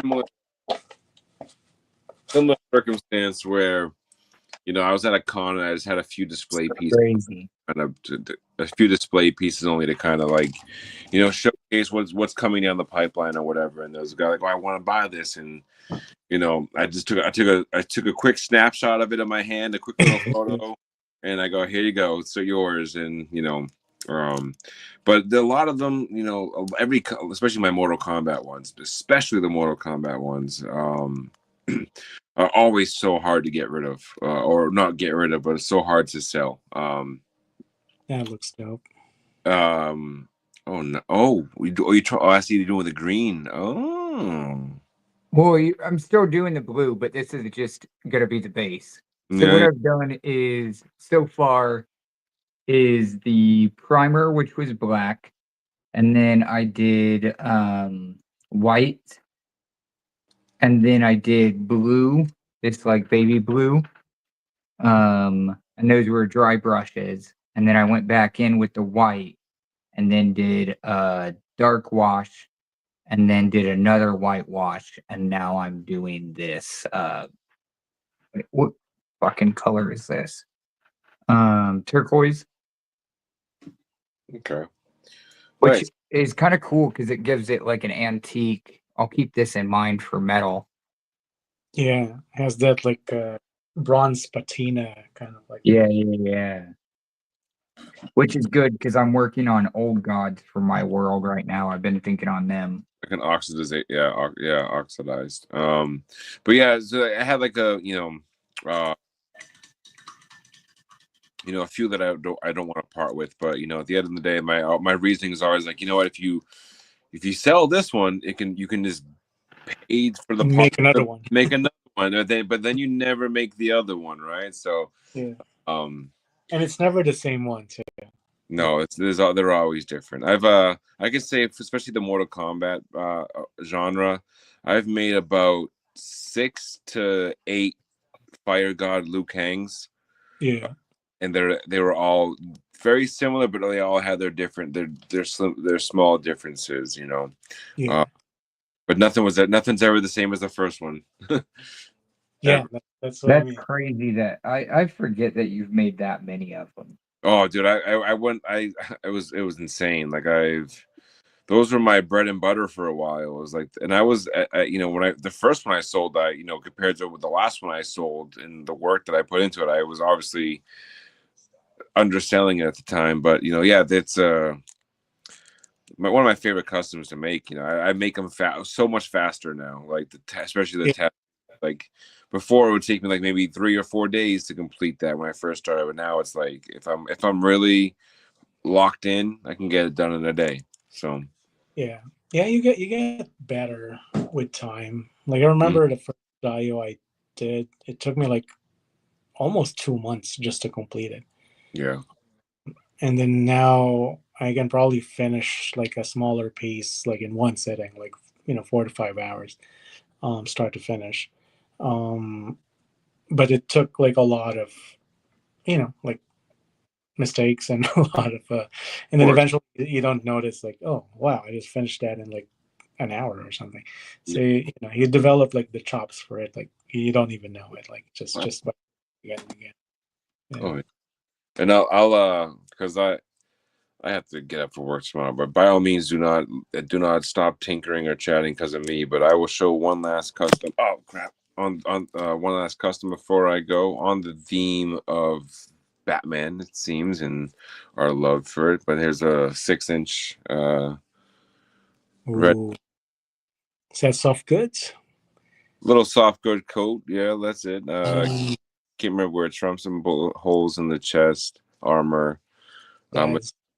Mattel head, some spikes on the side. That is so cool. Yeah, he's fun. Yeah, he's fun. He's fun to mess around with. This was like a quick little like 20-minute throw together piece. So he has a helmet somewhere. I just don't know where it is, but yeah. Man, that's so dope. I can say for me personally, man, it's been an absolute pleasure to meet you. Like you're, kind of the piggyback of what Brian said earlier. Your story was, what kind of what got you into this hobby is amazing and very much similar to a lot of people. So you're definitely not alone in, how you felt and how in your growth, and it's amazing that you've come so far, and I look forward to get to know you more and future collaborations, and oh yeah, no, for sure. And I thank Tim for introducing you to us and you bringing you on, and you're welcome to come back, pop in anytime. If we're glad to have you. It's Thank you. Absolute pleasure. That means a lot, and that's what I'm trying to do. I'm just trying to find my people that I can nerd out with, create stuff with. So no, I am really looking forward to like continuing to connect and collaborating on stuff. So it's already set in motion. Absolutely, and to steal Tim's phrase is, we're all just trying to walk each other home at the end of the day, or something along those lines. Yep. We're all just walking each other home. So if we're not out here looking out for each other, what's the entire point? Right. Yeah. There you go. I hope you guys have a good night. I'm gonna pop You off, too, man. ready for bed, and keep tinkering on, keep going, and I look forward to next Tuesday with you guys and chatting with you guys more. All right. Oh yeah. Bye, guys. I'm probably gonna bounce too, but I at least wanted to get some dry brushing done here because I think I'm on a roll, and I also think I found a pretty good way to patina stuff. If anyone is looking for a new technique on patina. Yeah, that finish is pretty good. Oh, just wait till you see this blue with it. Because this blue really, like, if you're looking for a patina look, this is it. Yeah, I use this kind, like a played what do you call it? Folk art. Vert patina. Yeah. That's what I'm using actually. And I like that color a lot.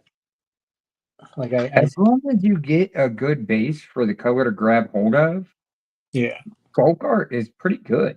Like good base for it to grab hold of, good primer and stuff. yeah, And I would say that you're ready to cook. yeah. The consistency of this thing is kind of like different with the other stuff, but I don't know if you find your way around it, like because it depends on what the surface is. Like foam's different than like action figures. Um, Foam's really more ready to adhere with stuff like that. Like with figures, it requires a little bit more prep work in general. Like sometimes you got to sand them. Oh, look at that!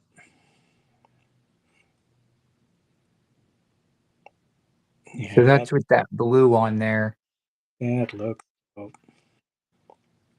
Yeah, so there's a good patina look if anyone is looking for one. That was just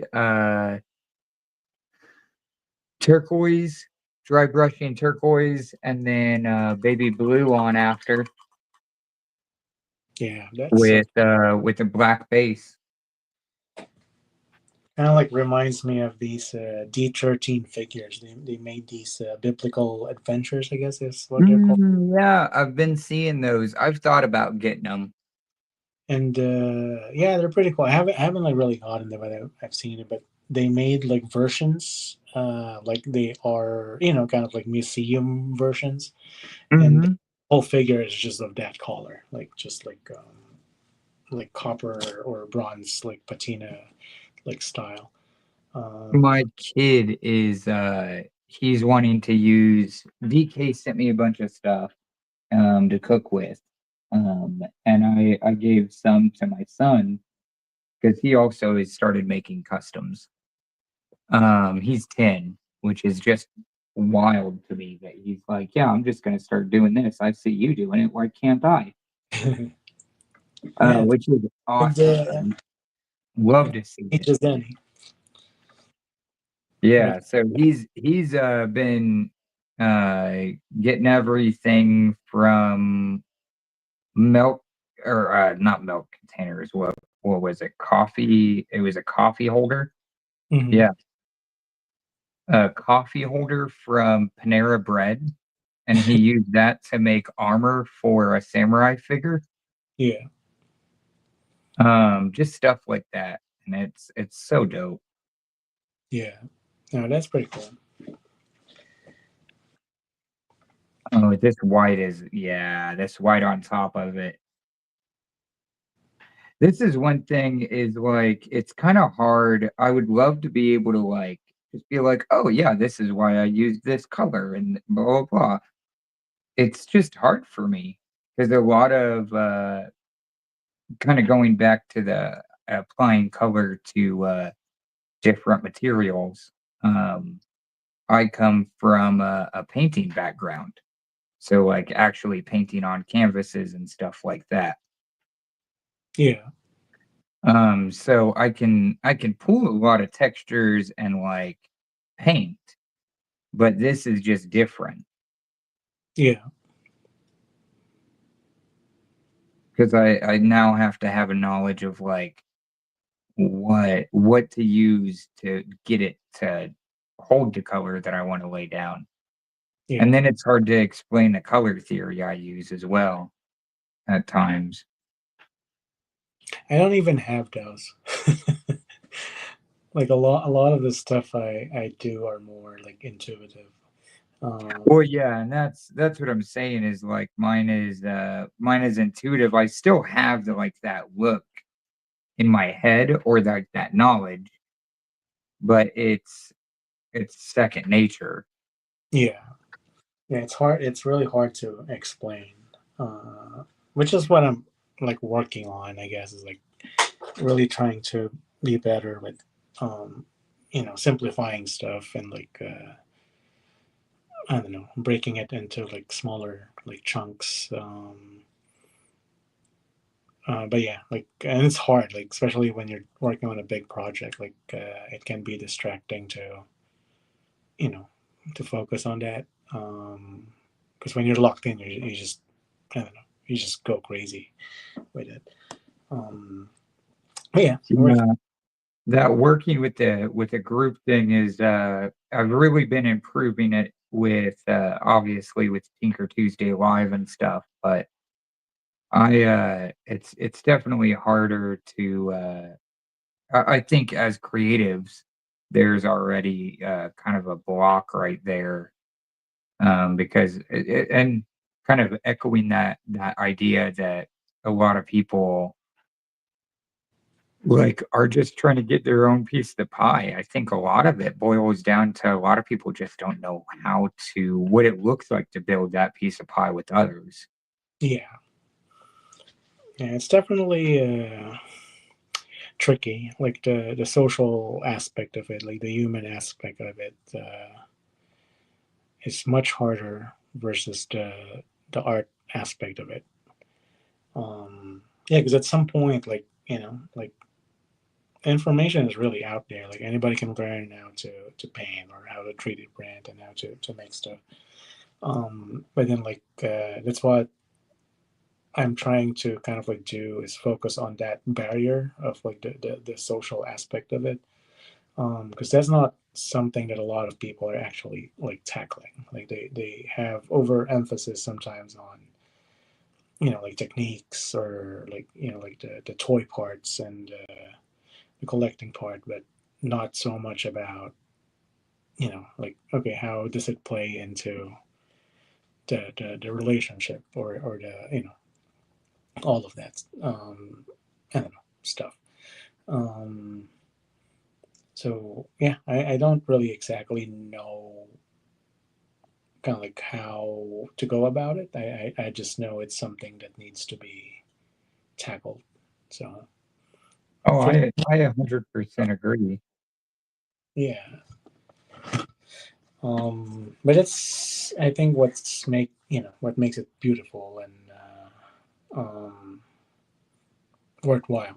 Like being able to find that. It's a process. It's not always going to be like a win. Oh, look at that. That looks so cool. Kind of pulled it back so that way he has like that turquoise and blue in the hair, Yeah, but it's not like crazy. yeah. No, that looks really cool already. I'm trying to decide if I'm gonna do like a band of it, like a different color or something. Depends on what the end figure is going to be, I guess. He's a demon. And yeah, play test it. I'm sure I could do like this whole piece right there, but that would black and red. No. I'll leave the hair. Some separation would be cool, but I think he already gets that separation with the asymmetry of the cybernetic stuff on the side of his head. Yeah.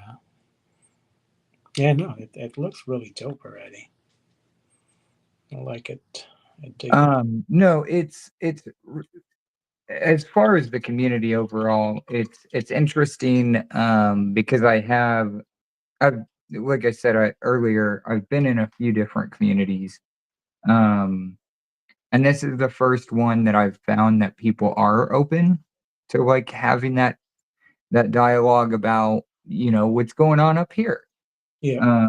Why are you collecting? More people are open to stopping and asking that question. Yeah. Oh, I'm gonna get a refill. I can still hear you, so please feel free to respond. Yeah. No, yeah. You know, like you said, like different communities have, I don't know, different ways of going about things, and the art slash toy community is like really just something that I found um, to be the most receptive, I guess. So yeah, like for that like reason, it's like something that I'm like still like pursuing. But yeah, it's not perfect, but you do what you can, I guess. People will like come and go, and everyone has their own sort of like journey of like why they're in it currently and where they're not anymore. Um, but yeah, at the end of the day, it just needs to make sense to you, and you know,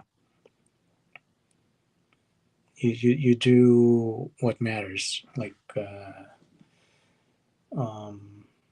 anyway, Right. Irregardless whether you find yourself surrounded with other people or like when you look back, there's no one there, but um yeah, it's just a road you take on your own, and you find others along the way that would like walk with you for a while, and if they walk with you like longer, then cool, but if not, then um you know you still got to keep walking anyway. um Right. so but then that's when you probably like find like others, or others who have not started down on that path yet and they wanted to. um so yeah, it's like an interesting like thing, but something that I'm excited to explore and continue to explore like with others, and then hearing other people's like stories and then seeing other people's creations. It's really, I don't know, it's like your fuel, if you will, to keep creating. Oh, 100%. I can probably count off the top of my head at least 3 people that have gotten vapor because of what I've done to mine, which is cool. Um, it's really awesome to know that not only have I inspired people to grab a figure, but also to do what they want with it. Yeah, and that's They're not buying a figure; they're buying a, a ticket to freedom, a yeah, ticket, a like a permission slip to be creative. like a canvas in Hmm. figure form, if you will, and that's what it's about. And it's been really cool. Yeah. I still don't know how to paint heads. I mean, it looks good to me. Well, I feel like I hit a groove, and I'm doing really good, and then I'll end up like hitting a certain spot, and I'm like, oh crap, what do I do here? It's all part of the process, I guess. Yeah, because I mean, very much so in this case, because I don't even watch really any videos yet on like what to do. Yeah, it's actually cool Um, because I do that. Sorry if I cut you off, but oh just no, want to you're fine. Go ahead.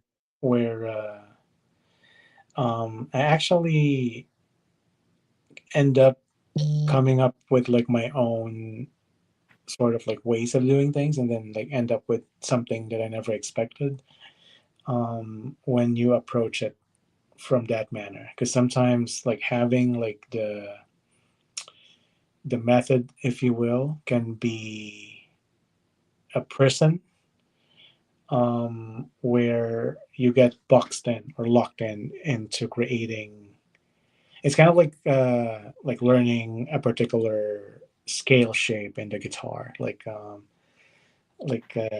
when you learn it and then you try to play like solos in that shape, you're not particularly playing music really. You're just hitting notes that are theoretically correct because it's in that shape, and it sounds correct, but it's not really like music.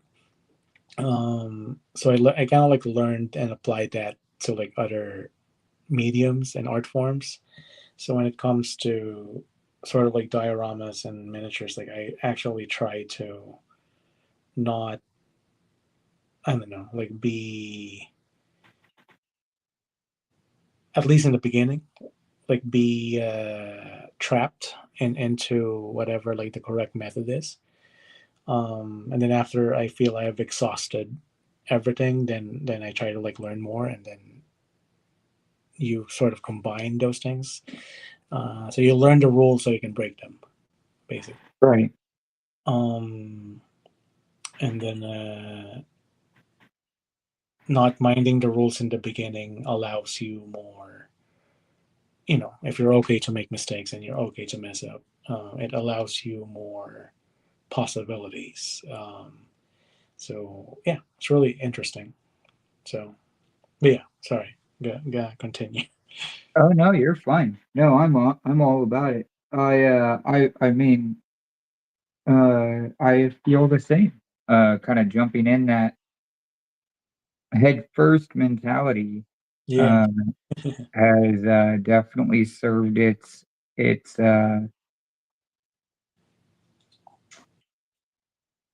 been very positive for me.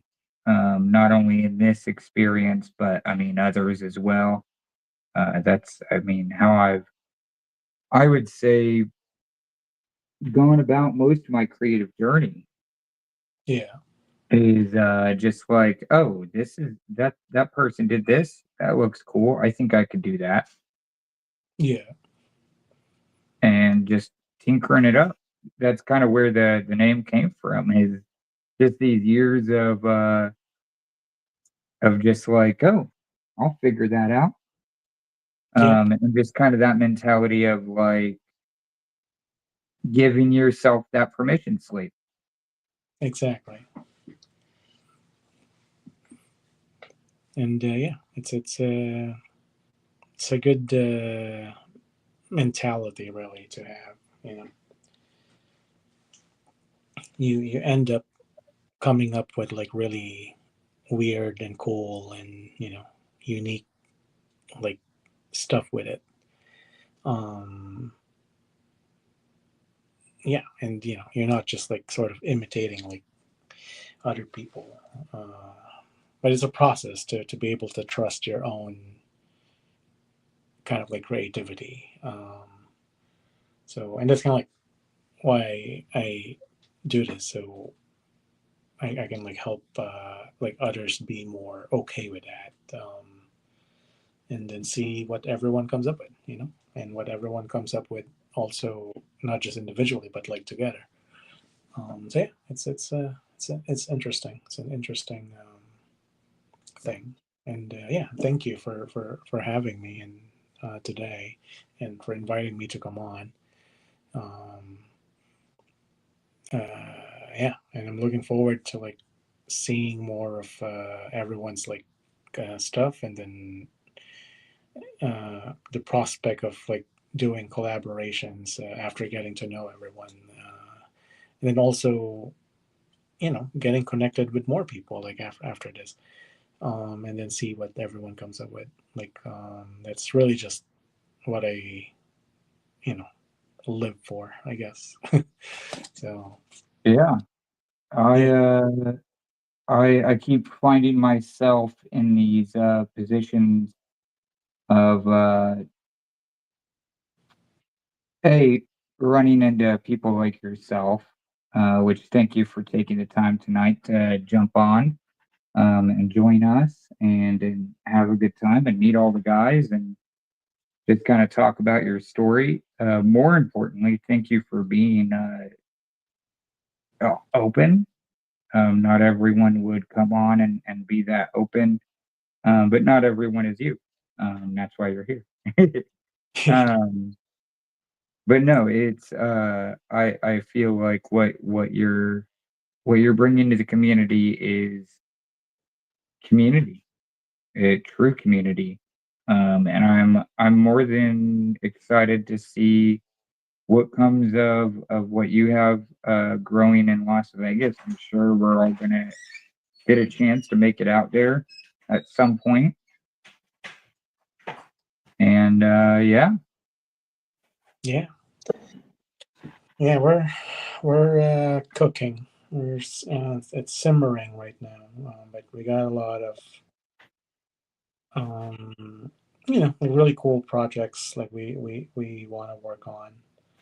Um, and yeah, I'm just glad I still get to do this, and I'm glad I get to share it like with others. So uh, I am pretty sure, like like I said earlier, at one point we'll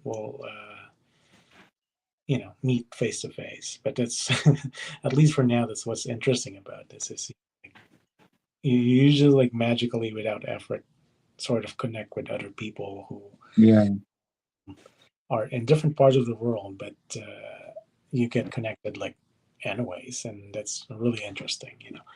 Um, so yeah, like at some point, I'm sure we'll have more opportunities to collaborate on like other projects, and yeah, but like now, we'll make the most of technology and connect and create as much as we can from a distance, and you know, see where it goes. heck yeah. Looking Yeah. forward to it. On that note, I'm probably gonna head to bed. The girlfriend is home, and I know she's gonna want to chit chat and catch up and whatnot.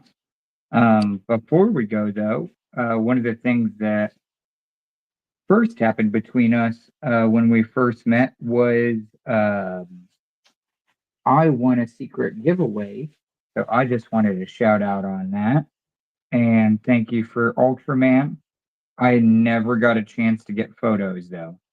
Um, Oh I will yeah, be honest. what about you? Go ahead. No, I'm just saying. That went to you. I forgot about that. Yeah, yeah. Yeah, Um, I got him, and then I felt the material, and knowing the material and how new I was to collecting, I had him for a good long while, and had him displayed at one point, and then I ended up selling him at one point yeah. in Eureka Springs. Or no, I traded him for the Mezco Hulk to kind of play further into the Mezcos. Yeah, Um, and I got the Ragnarok Hulk, and it's good. I don't know if you've had that one. I've had it in Marvel Legends form, I guess. He's worth it in Mezco. As far as his weapons and stuff like that, they're pretty decent.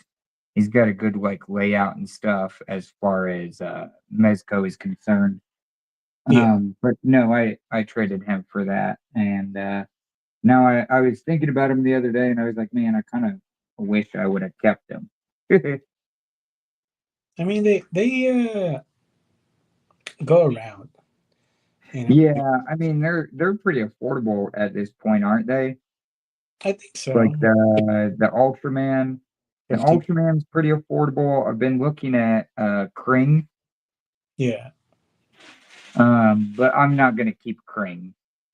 You know me, I'm gonna take them apart.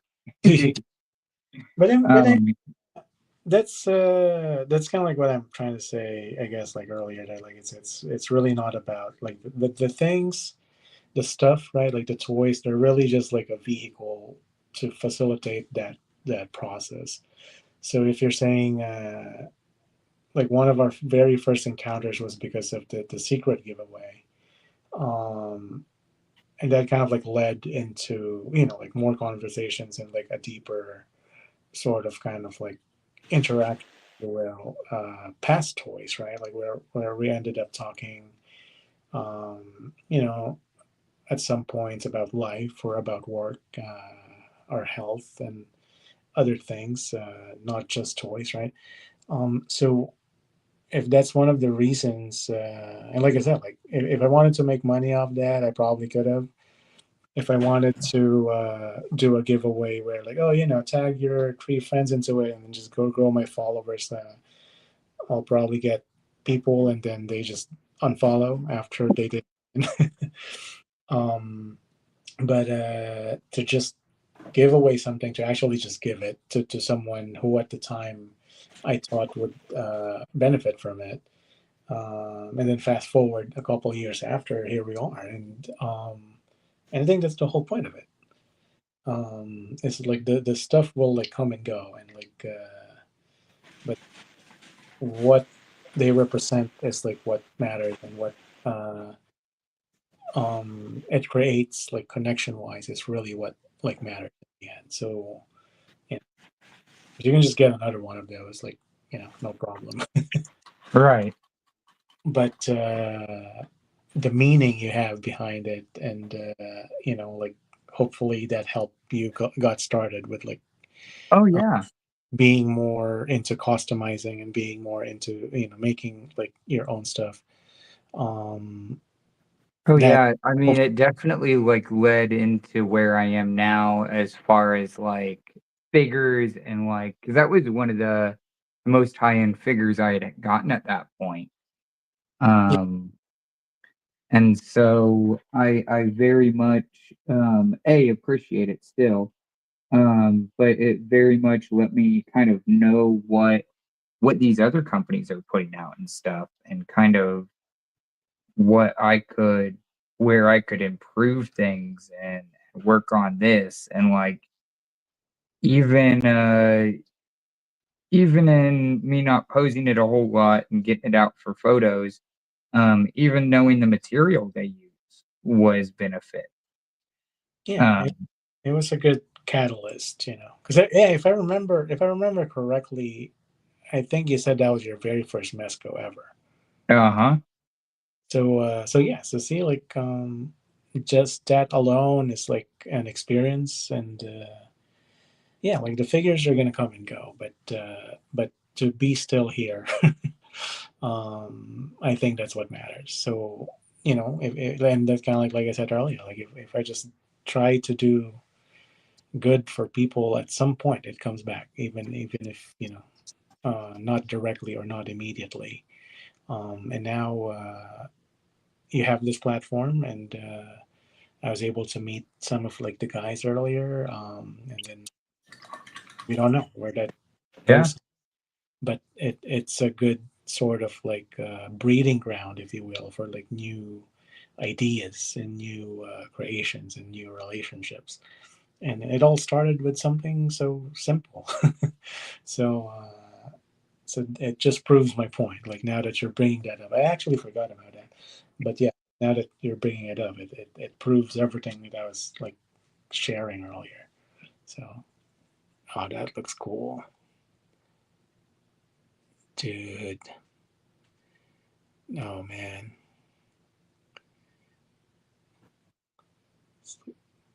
Now I can't wait to see like the whole body of this thing. Oh, here, I'll show you the whole body. I have another prototype head. So Decade sent me a 1/6 scale or 1/12 scale head, and I painted it.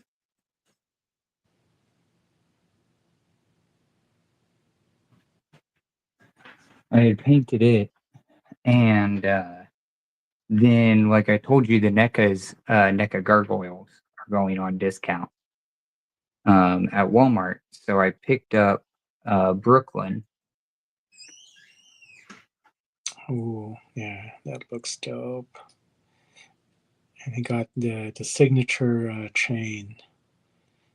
That gun is so cool. That's from Comfort Arts. And then he's got his original sword from the Bronx figure. Yeah, that's dope. He's got a little pistol here on his side too. But yeah, he's fun. Yeah, no, it looks like it. It's making me wanna get back to like creating more like action figures. Like now, like talking with you guys today. Yeah, because I've been like making like customs, but a lot of them is to complement like the dioramas. Like I think that's still gonna be my main thing today. I'll be in there soon. But yeah, like maybe sometimes like you just have to like look at the micro side of things instead of like always like the because I like I said, creating like big scenes and stuff. But there's so much to appreciate in like just like one single like thing to one single figure too. And yeah, like I got to get back into like smaller like projects and like toy customizing specifically. Definitely gave me a lot of like ideas and yeah, I'm pumped up. Which is I guess what's important like for me like for like coming in like the Tinker Tuesday live today. That's what I was hoping for. Yeah, because I've been inactive for quite some time, and yeah, it's good to get like that sort of like fire again. So yeah, thank you for having me. Hell yeah. Well, I'm going to call it a night. Thank you for everyone that tuned in. We will chit chat more, Paulo. Yeah. The girlfriend definitely is ready for bed. Yeah. We'll see you. Have a good night.